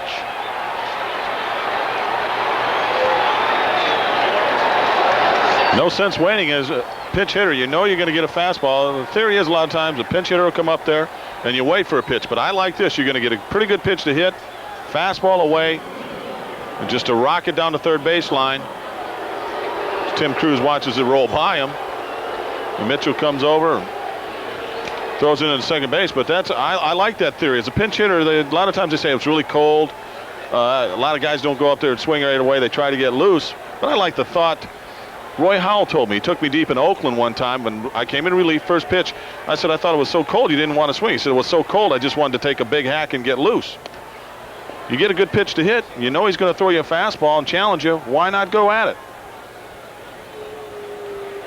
I remember last year when Brian Holman had that perfect game at the Oakland Coliseum with 2 outs in the 9th inning, and a pinch hitter, Ken Phelps, stepped up. And Ken Phelps just wanted to get loose and was looking for a pitch in his zone, and he got one. I wanted to go out and kill Holman when he threw him that pitch. Now, Steve, talk with Brian. He said, I just wanted to get strike one. Right. I got a perfect game out there. Have you had a perfect game with 2 outs in the 9th inning? I mean, what's going through your mind? A lot. That's going through my mind, but I know that the hitter coming up there is a first pitch fastball hitter, and I'm not going to lay it in there for him to just crush. You know, come back just trying to get a strike on the guy, get ahead of him. Don Robinson's warming in the San Francisco bullpen. Texas over Cleveland 3-1. Boston beat Kansas City 5-2. Chicago with a win tonight as well. They're 6-0, and the Detroit Tigers 6-2 on Toronto. California's now up 3-0 on the Oakland A's. And Seattle trying for their 2nd straight win after losing their first 6 this year. Here's Brett Butler.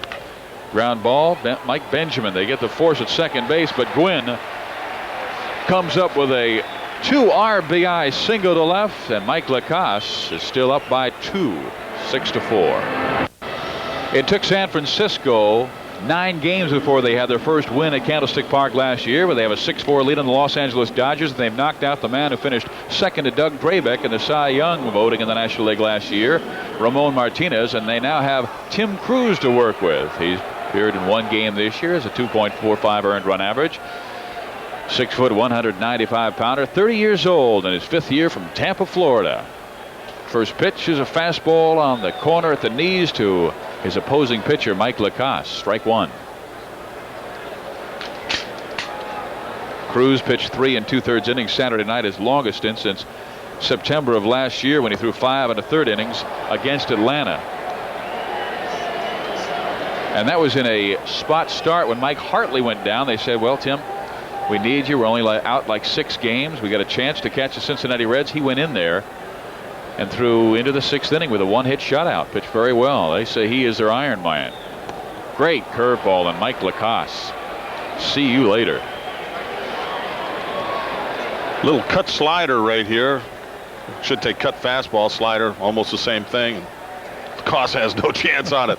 A lot of times pitchers, it doesn't matter what you throw them.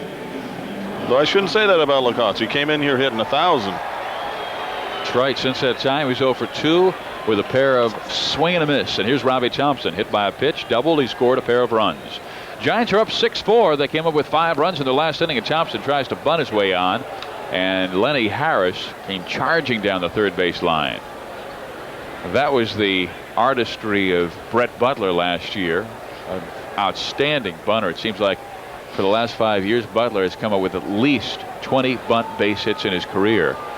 And Thompson, they want to see him take more pitches, get on base for the lineup of McGee, Clark, Mitchell, Williams, and Bass. Look where Lenny Harris is playing now, off the bag, even with the bag, and off about 8 feet. It pulls him in closer. It's a chance for him to drive a ground ball by him now. Goes after the breaking ball, and he's behind the count. No balls and 2 strikes. Cruz with a fastball curve changeup, but has excellent control. Fastball only about 86 miles an hour. You don't have to throw hard to be successful. If you can spot the pitch with a little movement on it, throw strikes, you're going to do well. Misses with the fastball, a ball, 2 strikes.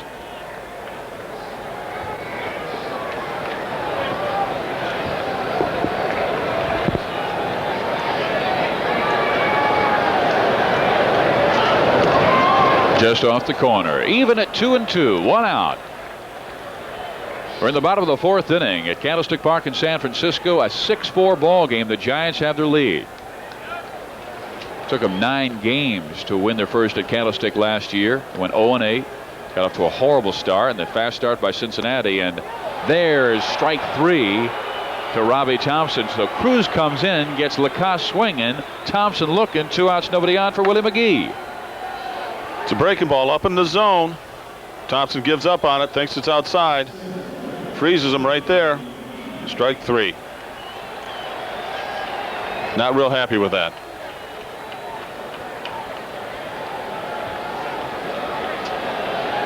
And here's Willie McGee. He doesn't throw very much straight, does he? No, he doesn't. That's the idea. The guys that throw straight, you have no movement. Good chance to get hit real hard. Pound that ball into the turf. Had a chance a few years ago when Eddie Matthews was working with the A's. Somebody asked Eddie, he said, did you like it when guys threw hard? He said, well, I'll tell you what, if you ran a jet by me twice, by the 3rd time I'd have it timed. Little ground ball foul. Old friend of yours, you used to play for him when you were in the senior league, Pat Dobson.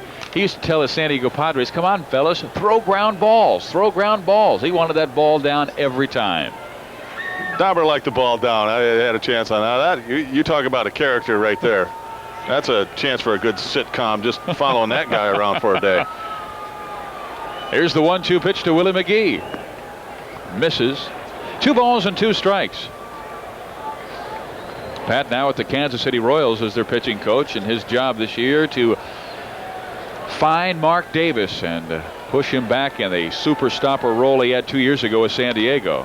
Broken bat, ground ball up the middle. Samuel cannot get Willie McGee. Now that was going to be a tough play for Samuel anyway, Steve, but the middle defense of their infield is not that great. Not at all. Alfredo Griffin at one time Gold Glover. There's a pitch, it's a sinker. McGee just beats it on the ground.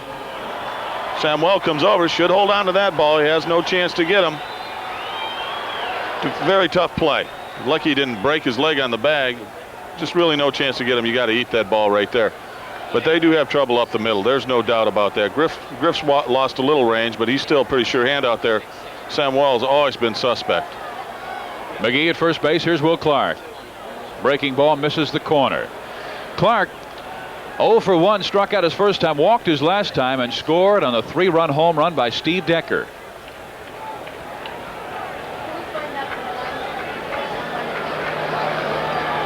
Will looking for his first home run this year. He has 9 RBIs.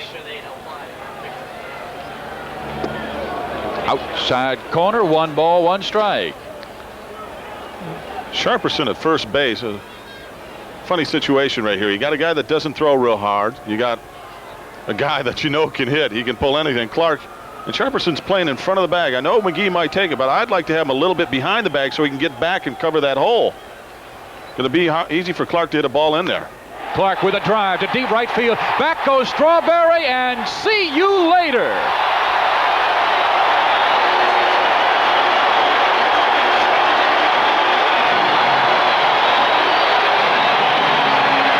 Of course, if you have a guy hit the ball over the fence, you don't have to worry. You want him to play on the defense. That's where you want him. Clark just gets a ball that's sinking out over the plate.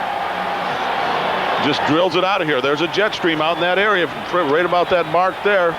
Left center, right center field, out to center field. The ball just carries out of here. You just wanted Sharperson to play off the bag and about 200 feet back. Yeah, about 300, about 20 feet in the air. Socha set up outside. It's a sinker that doesn't sink. And when that happens, they usually end up out in the bleachers. They're souvenirs. And the Giants have their 2-run lead back, or their 4-run lead back. Here's Kevin Mitchell. Well, he's got his first, and he's got to smile again. You smile every time you see that sinker that stays up in the zone. You know, as soon as he hit it, it's out of here. And Kevin Mitchell, who likes that ball down to drive, swings and misses. It's 1 ball, 1 strike. He's talking with Dusty. Those guys get together before every game. Yeah. Dusty, that's the way, just like I told you. That way, Will, just like I was showing you in BP today. Hey, he's really a joy to be around. He used to have a little instructional on the back of his helmet, Will Clark. It said, "See the ball, stay back." Just a reminder. So every time he picked up his helmet, he'd see that and go up to the plate, and he certainly did just that. I thought you were going to do a little Caddyshack. See the ball, be the ball. Be the ball. That ended up in the lumber yard. Right in the lumber yard. Cruz with a 2-1 to Mitchell. Outside corner at the knees. Kevin can't believe it, but has the count 2-2. You got a guy that's around the plate a lot. You'll see a breaking ball that's outside. That's not a strike. But when you're around the plate quite a bit, the umpire, if the catcher's sitting there, he's going to give you that pitch. That pitch is a good 3 inches to 6 inches outside. Checks his swing. It's 3 balls and 2 strikes with 2 down, 2 runs in. Clark home run. He went 383.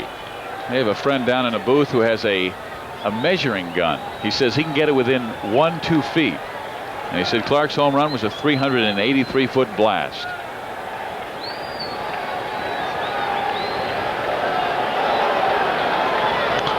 Mitchell fouls it off. They're shooting at us, Fizz. Could you hear that? Now this is a ball that will go about 483 feet. He just tried to kill that. The hanging breaking ball right there. Good hitters usually don't miss those. In the air. Right field, Darryl Strawberry makes the play, and Kevin Mitchell out for the second time in this game, but the Giants come up with 2 runs, and both of them on that man's first. And here at Candlestick Park, Mike Lacoste will try and get through the 5th inning, and if his Giants can hold on to this 4-run lead they have, well, Lacoste will have his first win of the year. And there's a ground ball as Samuel goes up to the first pitch, and Williams throws him out for the second straight time. Let's go to John Saunders. In the A's and the Angels, Luis Poloni at the plate sends this one. It looks like it just barely gets past the infield. And then Jose Canseco gives him an extra base and a run as well as Dick Schofield comes in to score. 3-0 is now the lead. California over top of Oakland.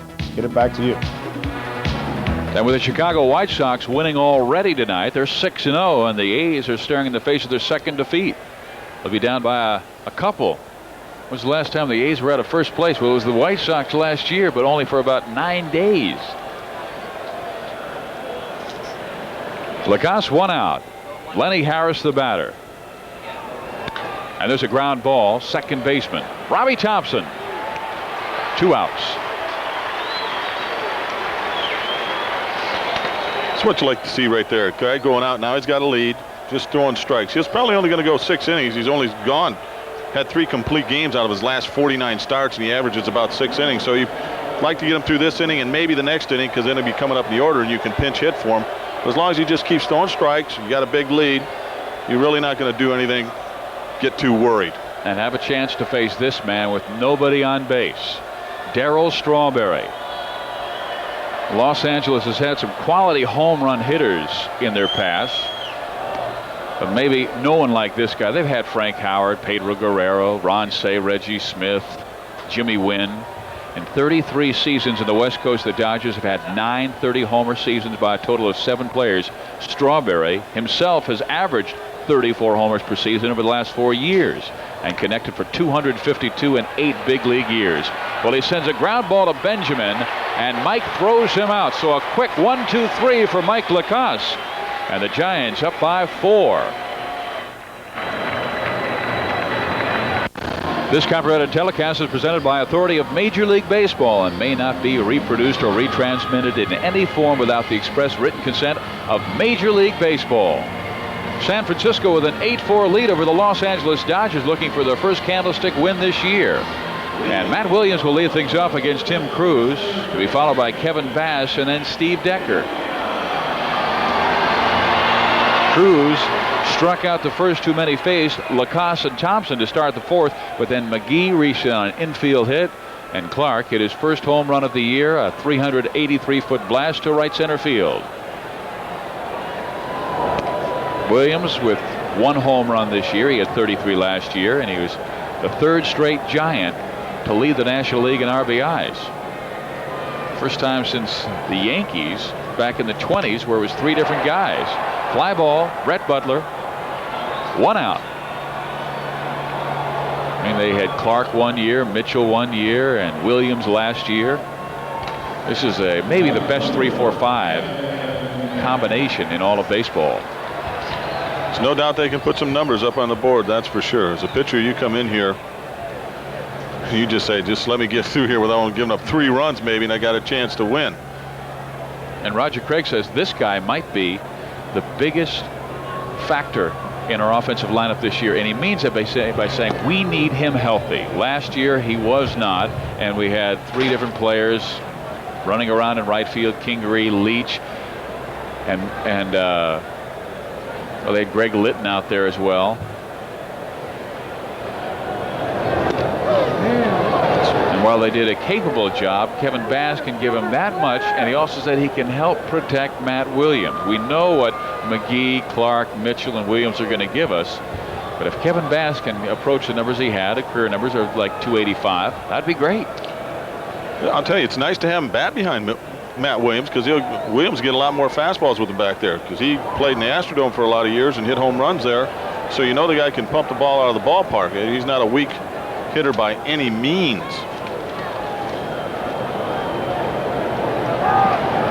I'll tell you, if I'm going through 3, 4, 5, I'm going to breathe a little easier once I get to him. Whew. I mean, that's a lot of concentration. And there's a base hit to right field. Maybe Cruz relaxed a little bit, and Bass comes through. And I was going to say that can work to his advantage, because he's hitting up there, all the big 3 guys go through, and now the pitcher takes that little sign, lets up for a minute, and he bangs one out there. Well, a warm ovation for Steve Decker with his 2nd home run of the year. A long distance shot over the left field wall. A 3-run blast to give San Francisco a 6-2 lead. Dodgers led at one point, 2-1. Giants roared back with 5 in the third. Cruz catches the inside corner. It's a hanging breaking ball right there, almost a backup curveball. Decker's home run last time up. Good extension on a fastball up high. Hammered it out. Bass at first, 1 out. Not going. Squeezed off the end of the bat. Sharperson to Cruz, gets there in time. But to second base goes Kevin Bass. 2 outs now. Good play by Cruz right there. The ball, once the ball gets by as a pitcher, you know, the guy, catcher Decker doesn't run real well, but you got to get over and find first base and then turn around. Your back's to the plate, then turn around and find the ball. It's a very tough play. Little changeup right here. Decker nubs it off the back. You see Sharperson's got it. It's ball's behind him. Not an easy play. He almost misses the bag, almost runs by it. Not a bad throw by Sharperson right there either. And they will walk Mike Benjamin to get to the pitcher, Mike Lacoste. And it'll be interesting right now with Roger Craig. He has no one up in the bullpen, so Lacoste looks like he will hit for himself. And he's grabbed a bat. Well, you know, he's gone his 5 innings, and they do have a strong bullpen, particularly with Don Robinson and Rick Russell now in middle relief. Russell threw 2 innings last night in a losing cause, 2-1. Bud Black with a marvelous game, but lost for the 2nd straight time, pitching extremely well for San Francisco. Just hasn't been able to get any runs scored for him. Super job last night. Come out and watch me. He threw the ball extremely well. Cold night at Candlestick Park in San Francisco. What does that say? The old saying, Jack be nimble, Jack be quick, Jack jump over the candlestick, and didn't the little fellow burn himself? There's no way in this ballpark that you can light a candlestick. You can't light a match in this ballpark. It's so windy out there. So Mark Twain probably said it best. It's the coldest winter I ever spent was a summer in San Francisco. Every day. I mean, the perfect time to have a ball game at Candlestick Park is 10 in the morning. That's when there's the least amount of wind. Ball gets by Scioscia to third, Bass. To second, Steve Decker. And it's beginning to backfire with Tim Cruz. 2 outs. Breaking ball right here. Scioscia just didn't move real well on it. It's a ball he should have had. He's losing his concentration a little bit, I think, and ball just got by him. That ball definitely should have been caught. They have not ruled yet on it. Pass ball or wild pitch. Pass ball now, they say. And he had only 4 all of last year. One of the best at blocking the plate and also blocking pitches in front of that plate. Lacoste takes it inside. 2-1. Really wasn't that close. The crowd oohing because of the reaction from Mike. Fastball. You see Scioscia set up outside. The ball is almost a strike. Lacoste really jerks away there. Ground ball foul. Not a bad hitter. He has 1 home run in his career. That was against Tom Browning, and he did that back in 1986. Did come into the game hitting 1,000. Struck out his first 2 times up. 1 look and 1 swinging. Sure looked like a big hitter to me. 2 balls, 2 strikes, 2 out, 2 on. In there, strike 3, and down for the 3rd time of the game, Mike Lacoste. But San Francisco still holding on to a 4-run lead, 8-4 on a pair of home runs by Decker and Clark. It was 1 year ago tonight that the San Francisco Giants beat the Los Angeles Dodgers at Dodger Stadium. On the mound was Mike Lacoste, and he pitched one of his best games of the year, beat Fernando Valenzuela 3-1 on a complete game effort. And Lacoste is on the mound. He'll face Cal Daniels, Mike Scioscia, Mike Sharperson here in inning number 6. And Cal Daniels goes after the first pitch. Clark takes it easily, says, I got it. He does. 1 down.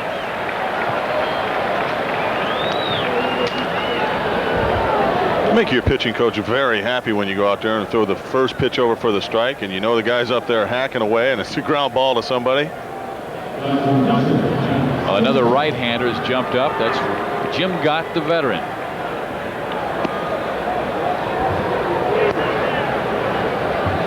Scioscia, he's 2 for 2. Scored a pair of runs, doing his normal damage on San Francisco. But you're right, Lacoste has just battled and battled throughout his career. Steele is in there as starting pitcher. There's a curveball over for a strike, 1 ball, 1 strike. Roger Craig, who's the manager, said, I saw a lot of Mike Lacoste.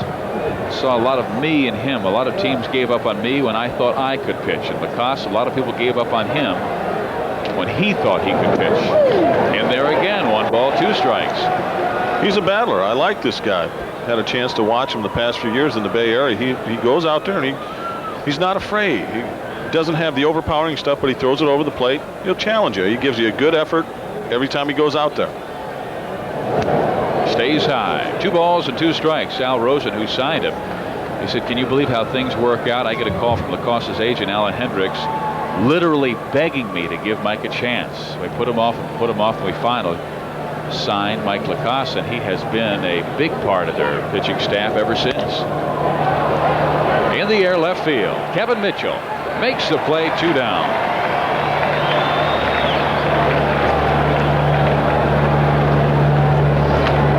I'd have known how that would work. Maybe I should have begged a little more. You only got down on 1 knee. I'd have worn about 8 pair of kneecaps begging though, and it still wouldn't have worked. Pat Dobson still wanted you in that senior league, though. Said you had a lot of guts. Lousy pitching, but a lot of guts. Major kidding. Here's Mike Sharperson, 1 ball, no strikes. Doing pretty good down there, going out there throwing that 75-mile-an-hour cheese in the senior league. They're having a hard time getting around on me. And you had every batter saying, come on, caddy, throw me this. Give me some cheese. Same old thing. Challenge somebody. I am. It was funny. Dauber, the first pitch I threw in the senior league when I came back 2 years ago was a home run. Breaking ball beauty. 1 and 2. Who was it who said it? I'm throwing as hard as I can. It's just not getting up there as fast. Not getting there anymore. This is a good breaking ball right here. Nothing you can do with that but watch it.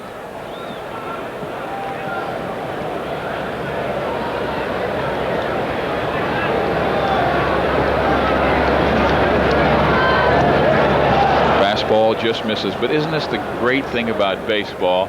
I mean, when the Lakers take on the Minnesota Timberwolves, you get an idea that the Lakers are going to win the game. Same with the Buffalo Bills against the New Orleans Saints sometimes. But in baseball, even with Lacoste going against Martinez, and Martinez being one of the best, and Sharperson gets an infield base hit here, you never know. And here Lacoste is up 8-4. A journeyman against a guy who was second in the Cy Young balloting last year. That's one of the great things about baseball. Only in America. Only in America. So a ground ball right back to Lacoste right here. He just takes his eye off it, hits him in the wrist. It's got to be an error. Key 1. And that takes it to Alfredo Griffin.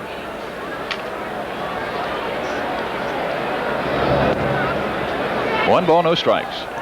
Griffin 0 for 2. He has scored a run, reached on a fielder's choice in the second, and came around to score on the air by Robbie Thompson.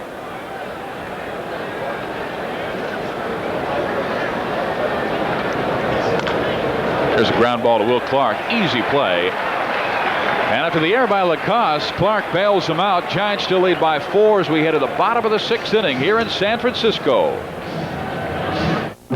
Robbie Thompson will lead things off for San Francisco here to start the bottom of the 6th inning. You see the numbers for San Francisco: 1 in the first, 5 in a 3rd inning, and 2 more. A 3-run home run by Steve Decker, a 2-run blast by Will Clark, and Robbie Thompson has been on a pair of times and scored 2 runs.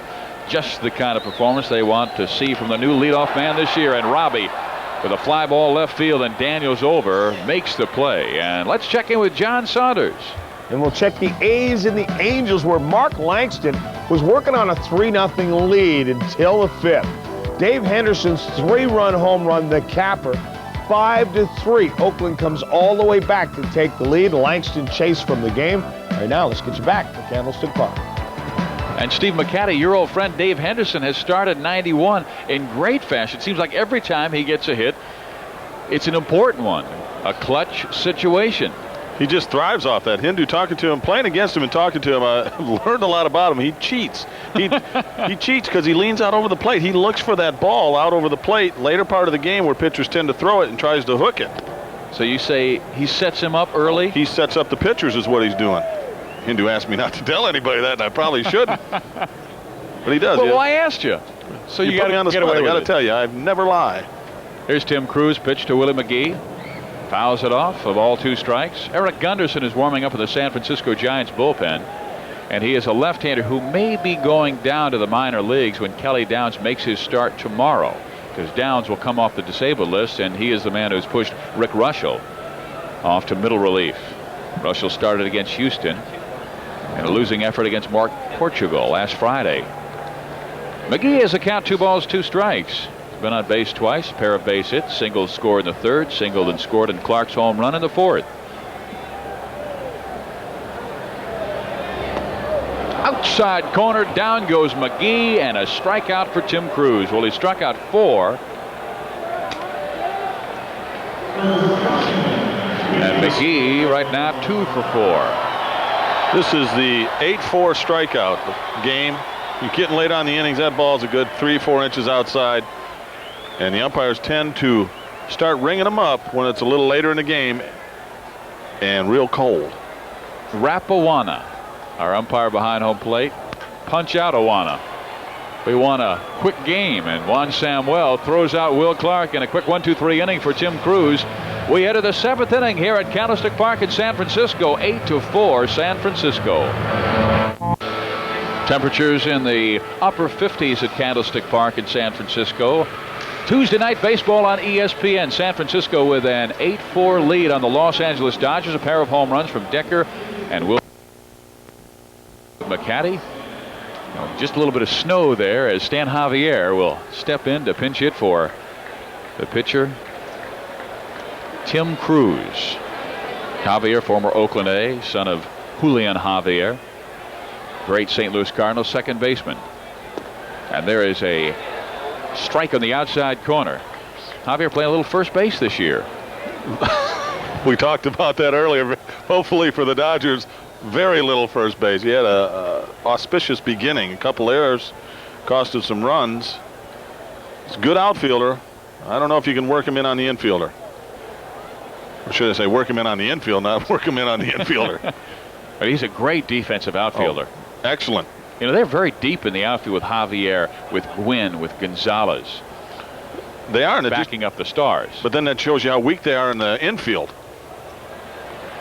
Williams throws out Javier, and Lacasse in the last few innings has done a nice job getting out the leadoff man. The last 3 innings he's done so. This is a great defensive infield. To start this year, San Francisco's defense has made, well, in this game they've made 2 errors. They now made 3 errors this year to the opposition's 10. And that will help you. So their defense is set and their offense is potentially great. It's their pitching staff. They must really get things going. Here's Brett Butler. 0 for 3. I think the only question about the Giants, how well they do, will be their pitching staff. If they can get decent pitching year-round, they'll be in it. But if they have some injuries, it's going to be very tough for them. The last year, pitching staff was absolutely beaten up. 1 short of the major league record for most pitchers used in a season. There's strike 2 to Brett Butler. San Francisco used 26 pitchers, 1 shy of the major league record set by the 1915 Philadelphia A's, 55 Kansas City A's, and the 1967 New York Mets. There's Eric Gunderson, and over on the Dodgers side, Jim Gott, who will be the pitcher. And the Dodgers are in the field in the 7th. Butler 1 for 3 last night. Just a minute ago you saw Butler square around. I'm not a big fan of that when you're way down. It's almost like passing the buck a little bit. It's a I, me sort of thing. Get my base hit and not really worry about it. It's almost like in this situation, if you bunt for a base hit, you're almost going to have to steal to get in scoring position. I like a guy taking a chance. He's got good wheels. Hit a ball out there and maybe you get a double or a triple and get something going. But just a bunt for a base hit, 7th inning, 1 out. I'm not a big fan of that. But he does, arguably he's the best bunter in baseball. Well, I agree with you. He is. He's a good bunter. And maybe he's just thinking base runners. That's what we need because we got power coming up. Here's a ground ball, second baseman Robbie Thompson, and down goes Butler, 2 outs. You got power coming up, but they're going to have to still go 3 more hitters to get to it. Samuel's not swinging the bat well. Harris doesn't hit home runs. You have to wait till you get to the 4th guy. And to me, that's just passing the buck. I know a lot of other people, the players don't really like it that much when they see a guy do it with a couple outs late in the game and you're down a bunch of runs. You'd rather see a guy go up and take his hacks. But then there have been a few Giants of accusing Butler as being an I, me kind of guy and not really a great team player. Well, one thing he did was set the table for the big mashers. I mean, he has gone, what now? He scored over 90 runs 7 straight years, over 100 runs 5 of the last 7. And as your friend Jay House said, it's nice to have that pesky little guy on our side now. A ball, a strike to Juan Samuel. He's 1 for 3, a single back in the first inning. Samuel, they started him as the leadoff man last year when the Dodgers have been struggling for a leadoff man ever since they lost Steve Sax to the New York Yankees. And even Fred Clare said, hey, I made a big mistake there. Counts 1 ball, 2 strikes to Samuel, but Samuel was just awful in the leadoff role. They finally moved him down to the 7th spot. And Lenny Harris took over Mike Sharperson, leadoff spot, and the Dodgers almost overtook the Cincinnati Reds.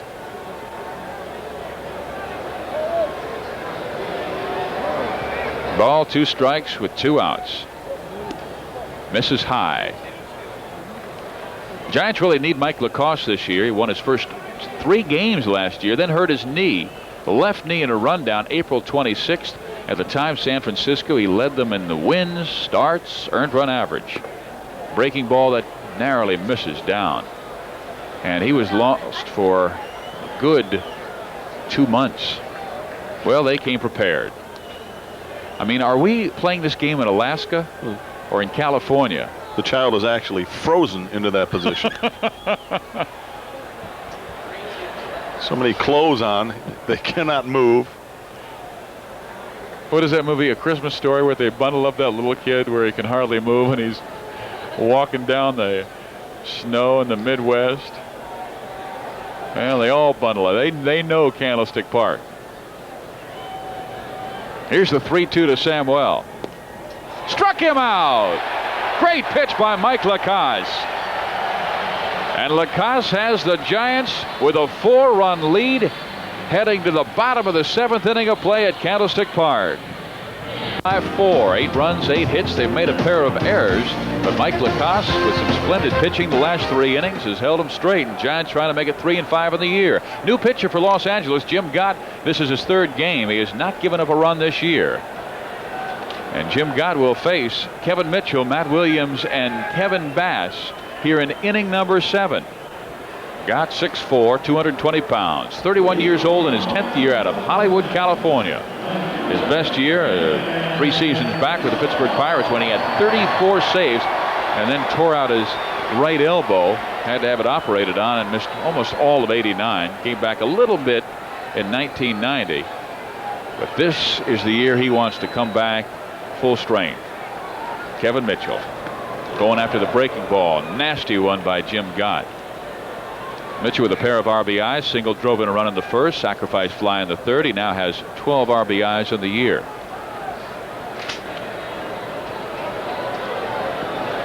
And that takes over the league lead from John Kruk, who came in tonight with 11. Les Crucky came up with a couple.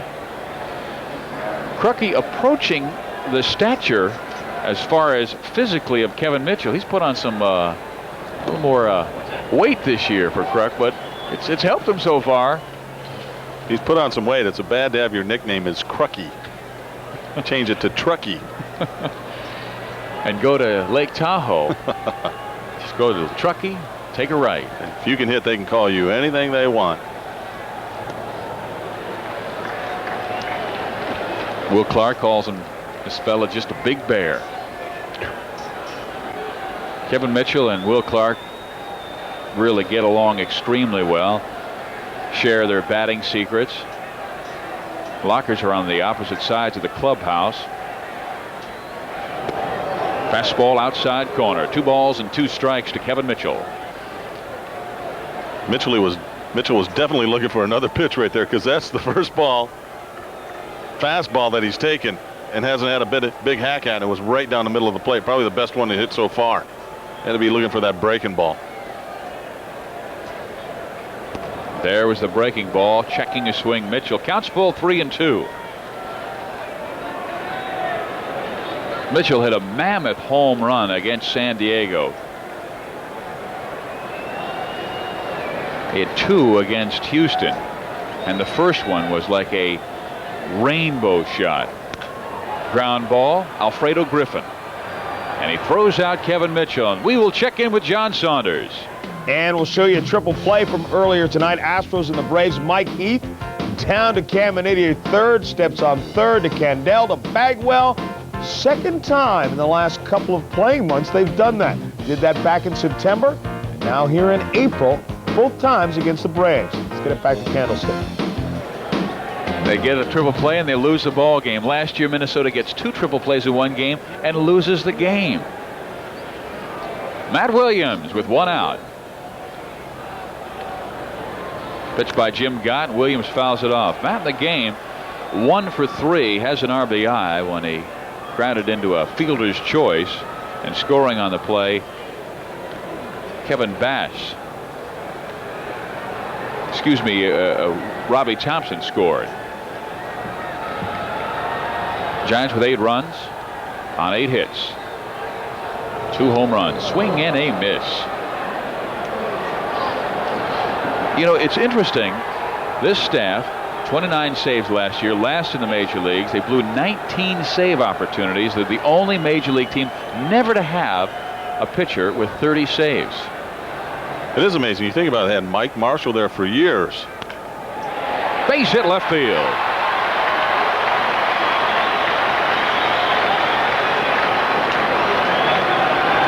And Marshall, they used him 106 times, I think, one year. 106 times, and he still didn't break that record. It's a breaking ball up in the zone right here.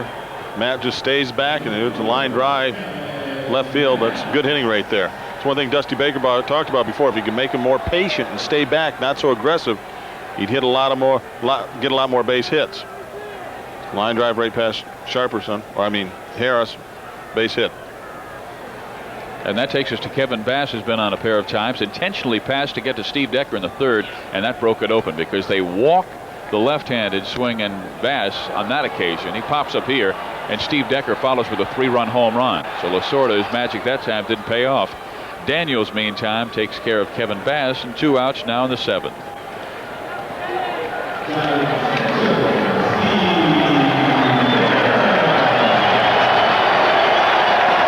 Well, here's Steve Decker. Warm ovation for the rookie. Played Double-A baseball last year, brought up to the majors, hit .296, 3 home runs, 8 RBIs, and had people like Hank Aaron, I heard talking the other day, saying, hey, I saw that Decker swing the bat. I like him. I think he's going to be a star in this league in years to come. Well, that's a guy that knows a little bit about swinging the bat right there. Just a little bit. Base hit right field, and Decker has a pair of hits. Stopping at second, Matt Williams. Let's now check in with John Saunders. What else do you have for us? We'll cap off the Twins and the Mariners. Pete O'Brien has been struggling early this year, but not here. Sends this one back over the wall for the home run. Makes it a 3-0 game. Brian Holman, the complete game shutout, allowing just 5 hits as Seattle beats the Minnesota Twins. Let's get it back to the stick. And Holman may be baseball's hottest pitcher in the spring with so many straight shutout innings. And the Mariners, after losing their first 6, they have 2 wins in a row. Well, you know the pitching's going to get it for them. When you have a 1-2-3 combo of Hanson, Johnson, and Holman, their goal is to finish over 500 this year. And there's a swing and a miss for Mike Benjamin. I think they're going to do that, but they're going to need a lot out of their bullpen, and they just can't afford any injuries up there. Lefebvre's going to have a problem. If anybody gets hurt, You'll have a hard time getting to 500. They're just not deep enough. Ground ball. Griffin goes to second, gets the force there, and we're out of the inning. The crowd howls, but the Giants still up by 4. San Francisco with the lead over the Los Angeles Dodgers. LA had a 2-1 lead until a big 5-run third by the Giants. 2 more on a Will Clark home run. And San Francisco up by 4. And Mike Lacoste, who has worked 7 strong innings, gets set to face Lenny Harris, Darryl Strawberry, and Cal Daniels to start the 8th.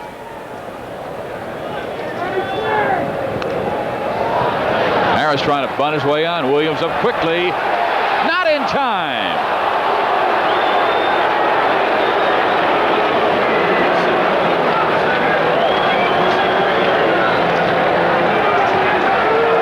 Excellent bunt right here. Disguised it well, like he's going to hit it.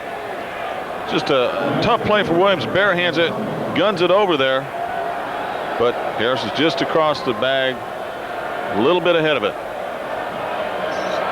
And the Dodgers with their first leadoff man on since inning number 4. When Daniels led off with a base hit, Socha followed with a hit after 2 are out. Chris Gwynn came up and knocked in a pair. Here's Darryl Strawberry. And Lacoste catches the inside corner for strike 1. There's Harris. He legged it out easily, and good call from Terry Taylor, the first base umpire. It's amazing how many of those plays they get right when they blow one, boy. And they were always blowing them when you were pitching. Oh my God, it's unbelievable. They really squeezed the plate with you, huh? All those hitters got the call. We were up in Seattle last week. Jim McKean, I saw him before the game. He said, I didn't have to worry about umpire when you were pitching. Ball never got back behind the batter to call. Here's the 1-1. 2 balls and 1 strike. Strawberry looking for his first home run this year. He nailed 37 a season ago with 108 RBIs, a Mets high. Dodgers have not had a 100 RBI performance since Guerrero knocked in 103 and 83. Strawberry is topped 103 of his last 4 seasons. And with the guys in front of him, Butler, Samuel, and maybe Cal Daniels when Eddie Murray gets back.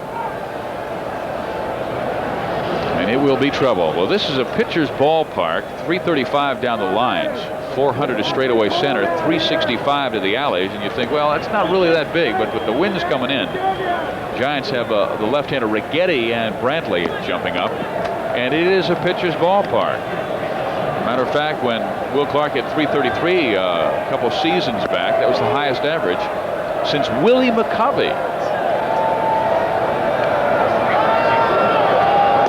Swing and a miss. They gave him the green light on 3-1. Advantage to play here.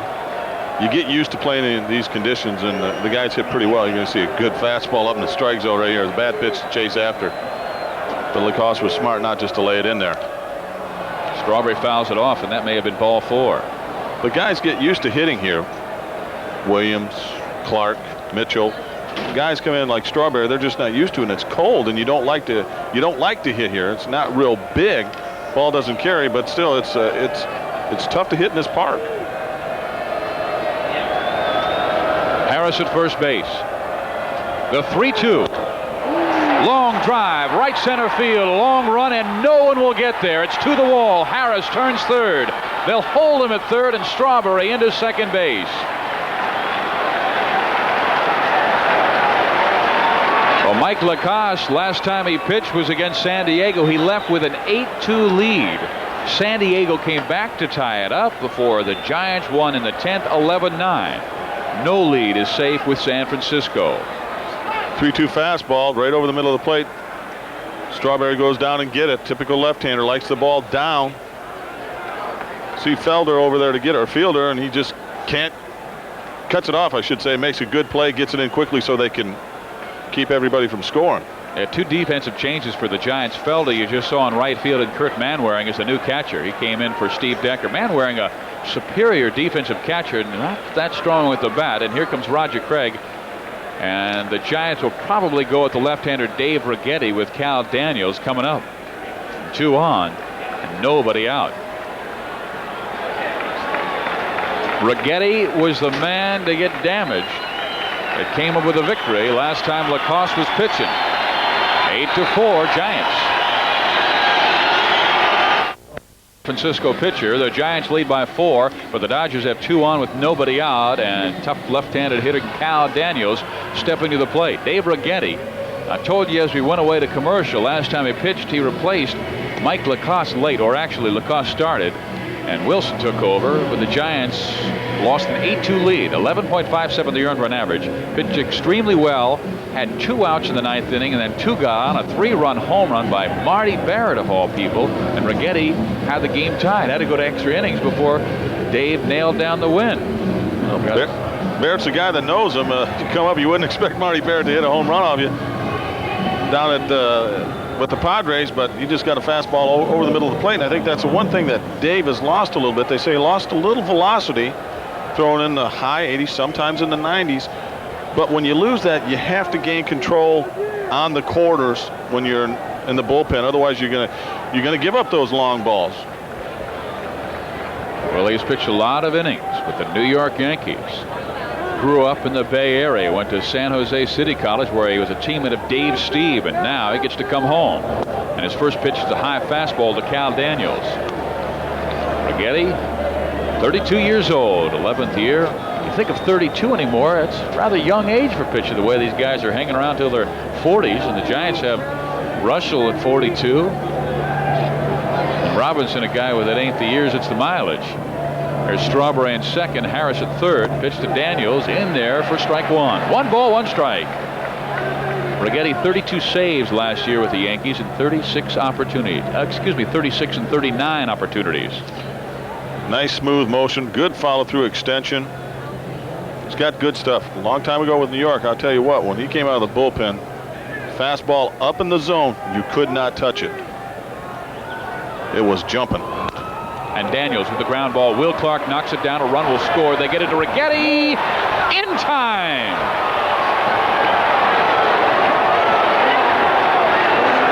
And Daniels will complain, but Tata right on top of the bag, making the call.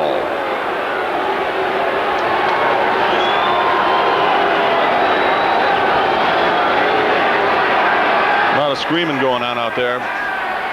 I'll tell you what, Righetti did not get over there that well. He made it a lot closer than it could have been. Fastball away, tops it. Will goes a long way to get it, and it's a good throw, but Righetti just didn't get off the bag, and he barely beats him. I'll tell you what, Terry Tate has made some great calls at first base tonight.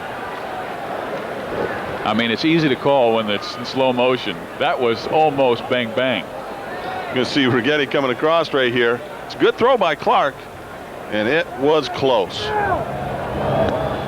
And now he has to work with the left-handed swinging Mike Scioscia, who is 2 for 3 tonight. And again, he is the biggest thorn in the Giants' side through the last few years. Yep, just barely. Plenty, Harris. He's mad. He's still mad from getting hit in the first. No, he didn't get hit, but he's mad about something.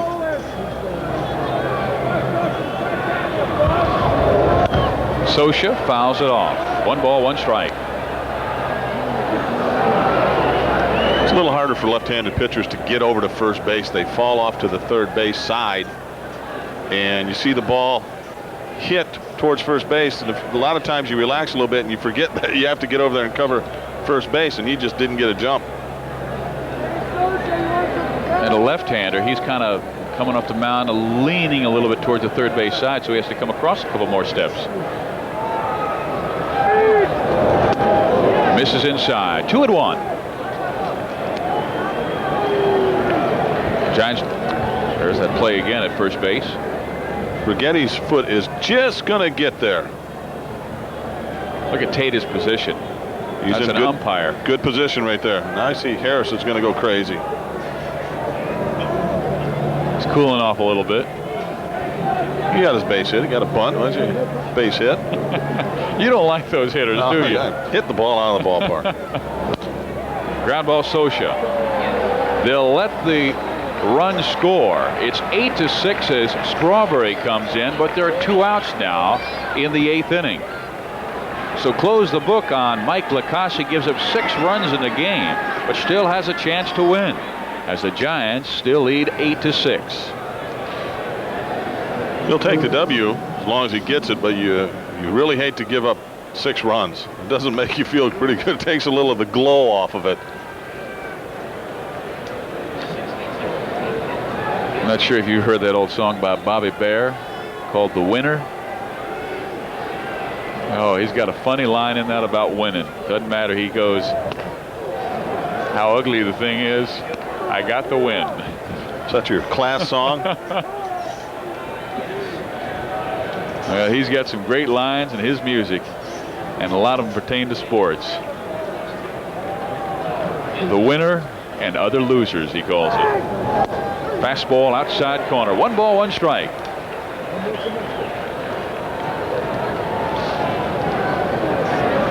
Terry Tata. We have shown replays on every close call at first base, and Tata has been accurate each time. Daniels sitting next to Brett Butler. Breaking ball misses. 2-1. Mike Sharperson. Nobody on. 2 outs. 8th inning. Giants by a pair. Looking for their first win at Candlestick Park this year. They lost their first 8 last year at the Stick and never recovered, particularly when Cincinnati got off to that 31-13 start. Strike 2. 2 balls, 2 strikes to Mike Sharperson. Sharperson, hit by a pitch in the 2nd, was left stranded and reached on an error in the 6th. In between, a ground ball to Robbie Thompson, who tossed him out.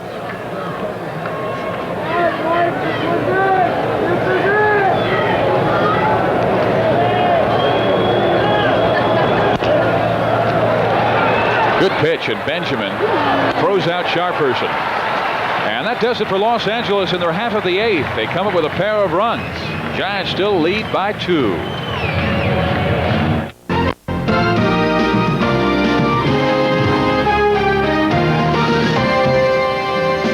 San Francisco going for their first home win this year. 8-6 leaders on the Los Angeles Dodgers. A pair of home runs by Will Clark, 2-run shot, and rookie catcher Steve Decker, a 3-run blast. And Mike Lacoste trying to beat Ramon Martinez.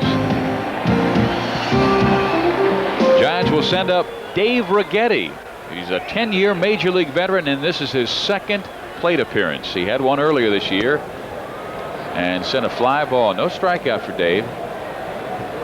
He was a good hitter in his college days, and then, of course, in the American League with the Yankees, they had a DH for him. 1 ball, 1 strike with Jim Gott, the pitcher. Think he's looking in the face of his first punch out? It's getting real close to it. Ooh, that's some good wood on that. That guy in the blue jacket, he snapped his fingers like, I should have had it, but he was bailing out when it was coming at him. Struck him out. Great pitch by Jim Gott. Let's check in with John Saunders. Reds and the Padres in quite a battle. Andy Benes having a terrific night facing Hatcher here. Sets him down with a heat right down the middle. 13 strikeouts. That's a career high. He just left the game with the bases loaded.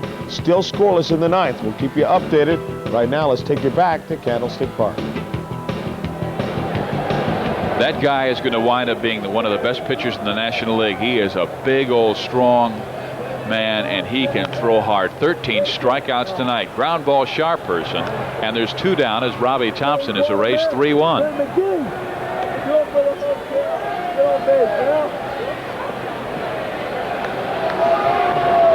Tell you what, I like the way Jim Gott's throwing. He's throwing the ball well. He's good pop on his fastball and a real good breaking ball. It's real sharp. It's not one of those rollers. It's going off the table. After you hurt your elbow and have surgery, it's very tough for a long time, year and a half, before you can really get back out there and start snapping it again. Most of the problem is in your mind. You're afraid to just really let it go and snap one off, and it's just the rest and the time. You get it out of your mind and finally can let it go. Began last year on the disabled list with that right elbow problem that he had suffered in '89, and they just wanted to give him a little more time. McGee grounds right back to Jim Gott, and he's been splendid through his 2 innings of work. We head to the 9th inning. San Francisco holding on to a precarious 2-run lead here at Candlestick Park.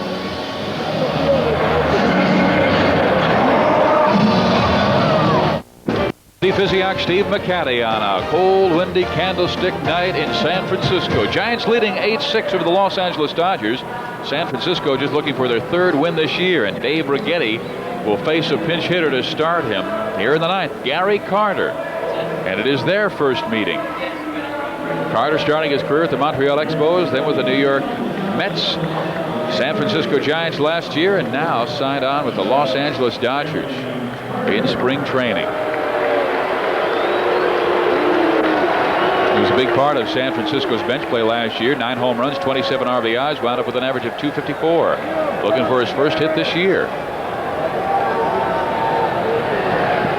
And you know they'll be sending right-handers at him until Brett Butler comes up in a 3 spot in this inning. And there is a fastball that misses. 1 ball, no strikes.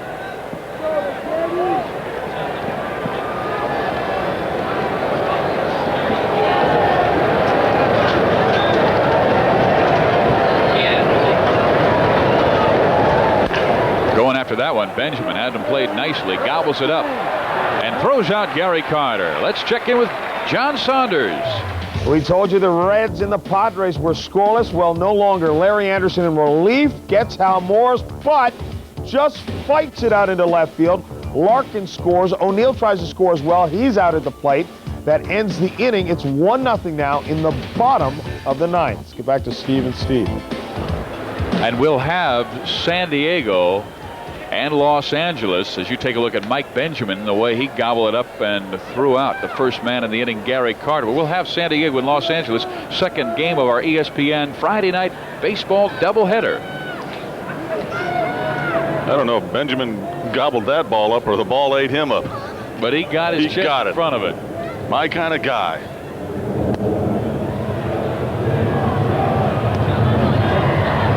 Like to see one of those middle infielders stay in front of a ball like that. What do you call them? Sand blowers. Here's Jose Gonzalez pinch hitting for the pitcher Jim Gott. Righetti with a fastball that's fouled off. 1 ball, 1 strike. You're not appreciative of those defensive players that played behind you. I love all those little middle infielders. There are a lot of good guys that catch a lot of ground balls. Other than that, you can't expect a whole lot out of them.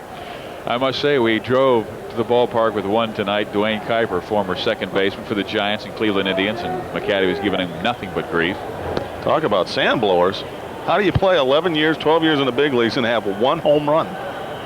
He got her done, though. Voted the all-time greatest second baseman in Cleveland Indian history. I went over to his house. He's got the chair the ball landed in.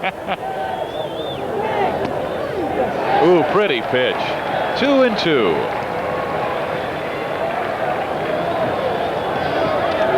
Righetti still got some pop. He throws it in the high 80s, some movement. He's got a good slider. When he's on it, he can really be tough on right-handers because not only can he spot the ball away, but he'll run the slider in on their fist. Giants had a great left-hander who could do that, Dave Dravecky, who would just muscle that slider right in on your hands. Saw Righetti step off the mound right there. It looked like Manwaring was calling for the ball inside. Righetti didn't want to throw it, so the best thing you can do as a pitcher is get back and get the pitch you want. Fouled off. Went through my fastball inside. He wanted to throw that slider in. Pitcher's biggest problems out there is they listen to the catcher sometimes, and the catcher will call a pitch, and you really don't want to throw it, and you say, okay, I guess I'll throw this one. He wants me to throw it, and you really don't want to, and it ends up in the outfield somewhere, and everybody's running around. So the best thing to do is step off the mound and throw what you want. Boy, he is hanging in there as Dave Righetti is in search of his first National League save after playing so many years with the New York Yankees. Number 19, trying to nail it down. Had the opportunity last Friday, but gave it away and wound up with his first National League win. Giants had to go extra innings to beat San Diego 11-9.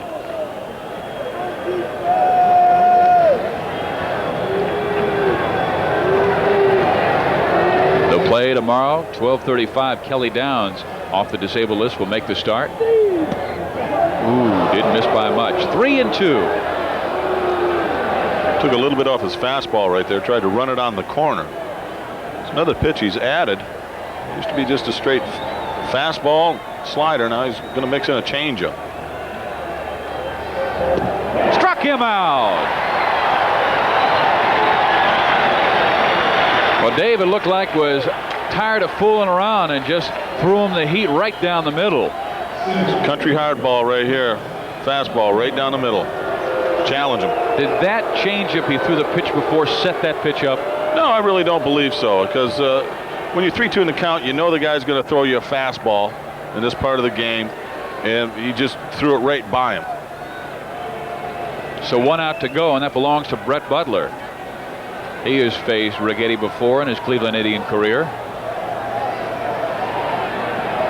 Williams really in at third. And I don't think I've ever seen a National League defense play Butler so shallow. I mean, it's almost like they're daring Butler to lay down a bunt or to hit one by him. And they're working him hard inside, a ball, a strike. You said the right thing, inside. Because if you're going to play your third baseman in that close and you throw a fastball away, you could be calling somebody from Phoenix real quick. So those are tough to get out of the way of. Again on the inside corner, and Righetti 1 pitch away from his first National League save. A ball, 2 strikes to Brett Butler. 0 for 4 tonight. Giants are up 8-6. And a crowd of near 25,000 on their feet.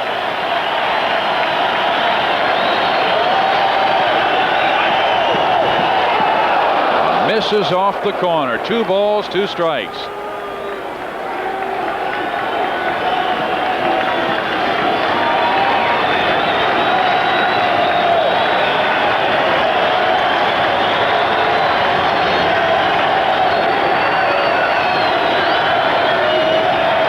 Here's the 2-2. And Dave Righetti with his first National League save. San Francisco beats Los Angeles 8-6 as Righetti strikes out Brett Butler to end the game.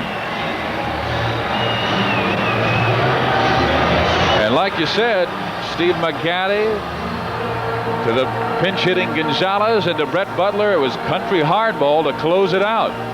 You're talking about a pitch to set up a hitter. Slider before that pitch, and then now he's set up for the inside gas, and Righetti got him.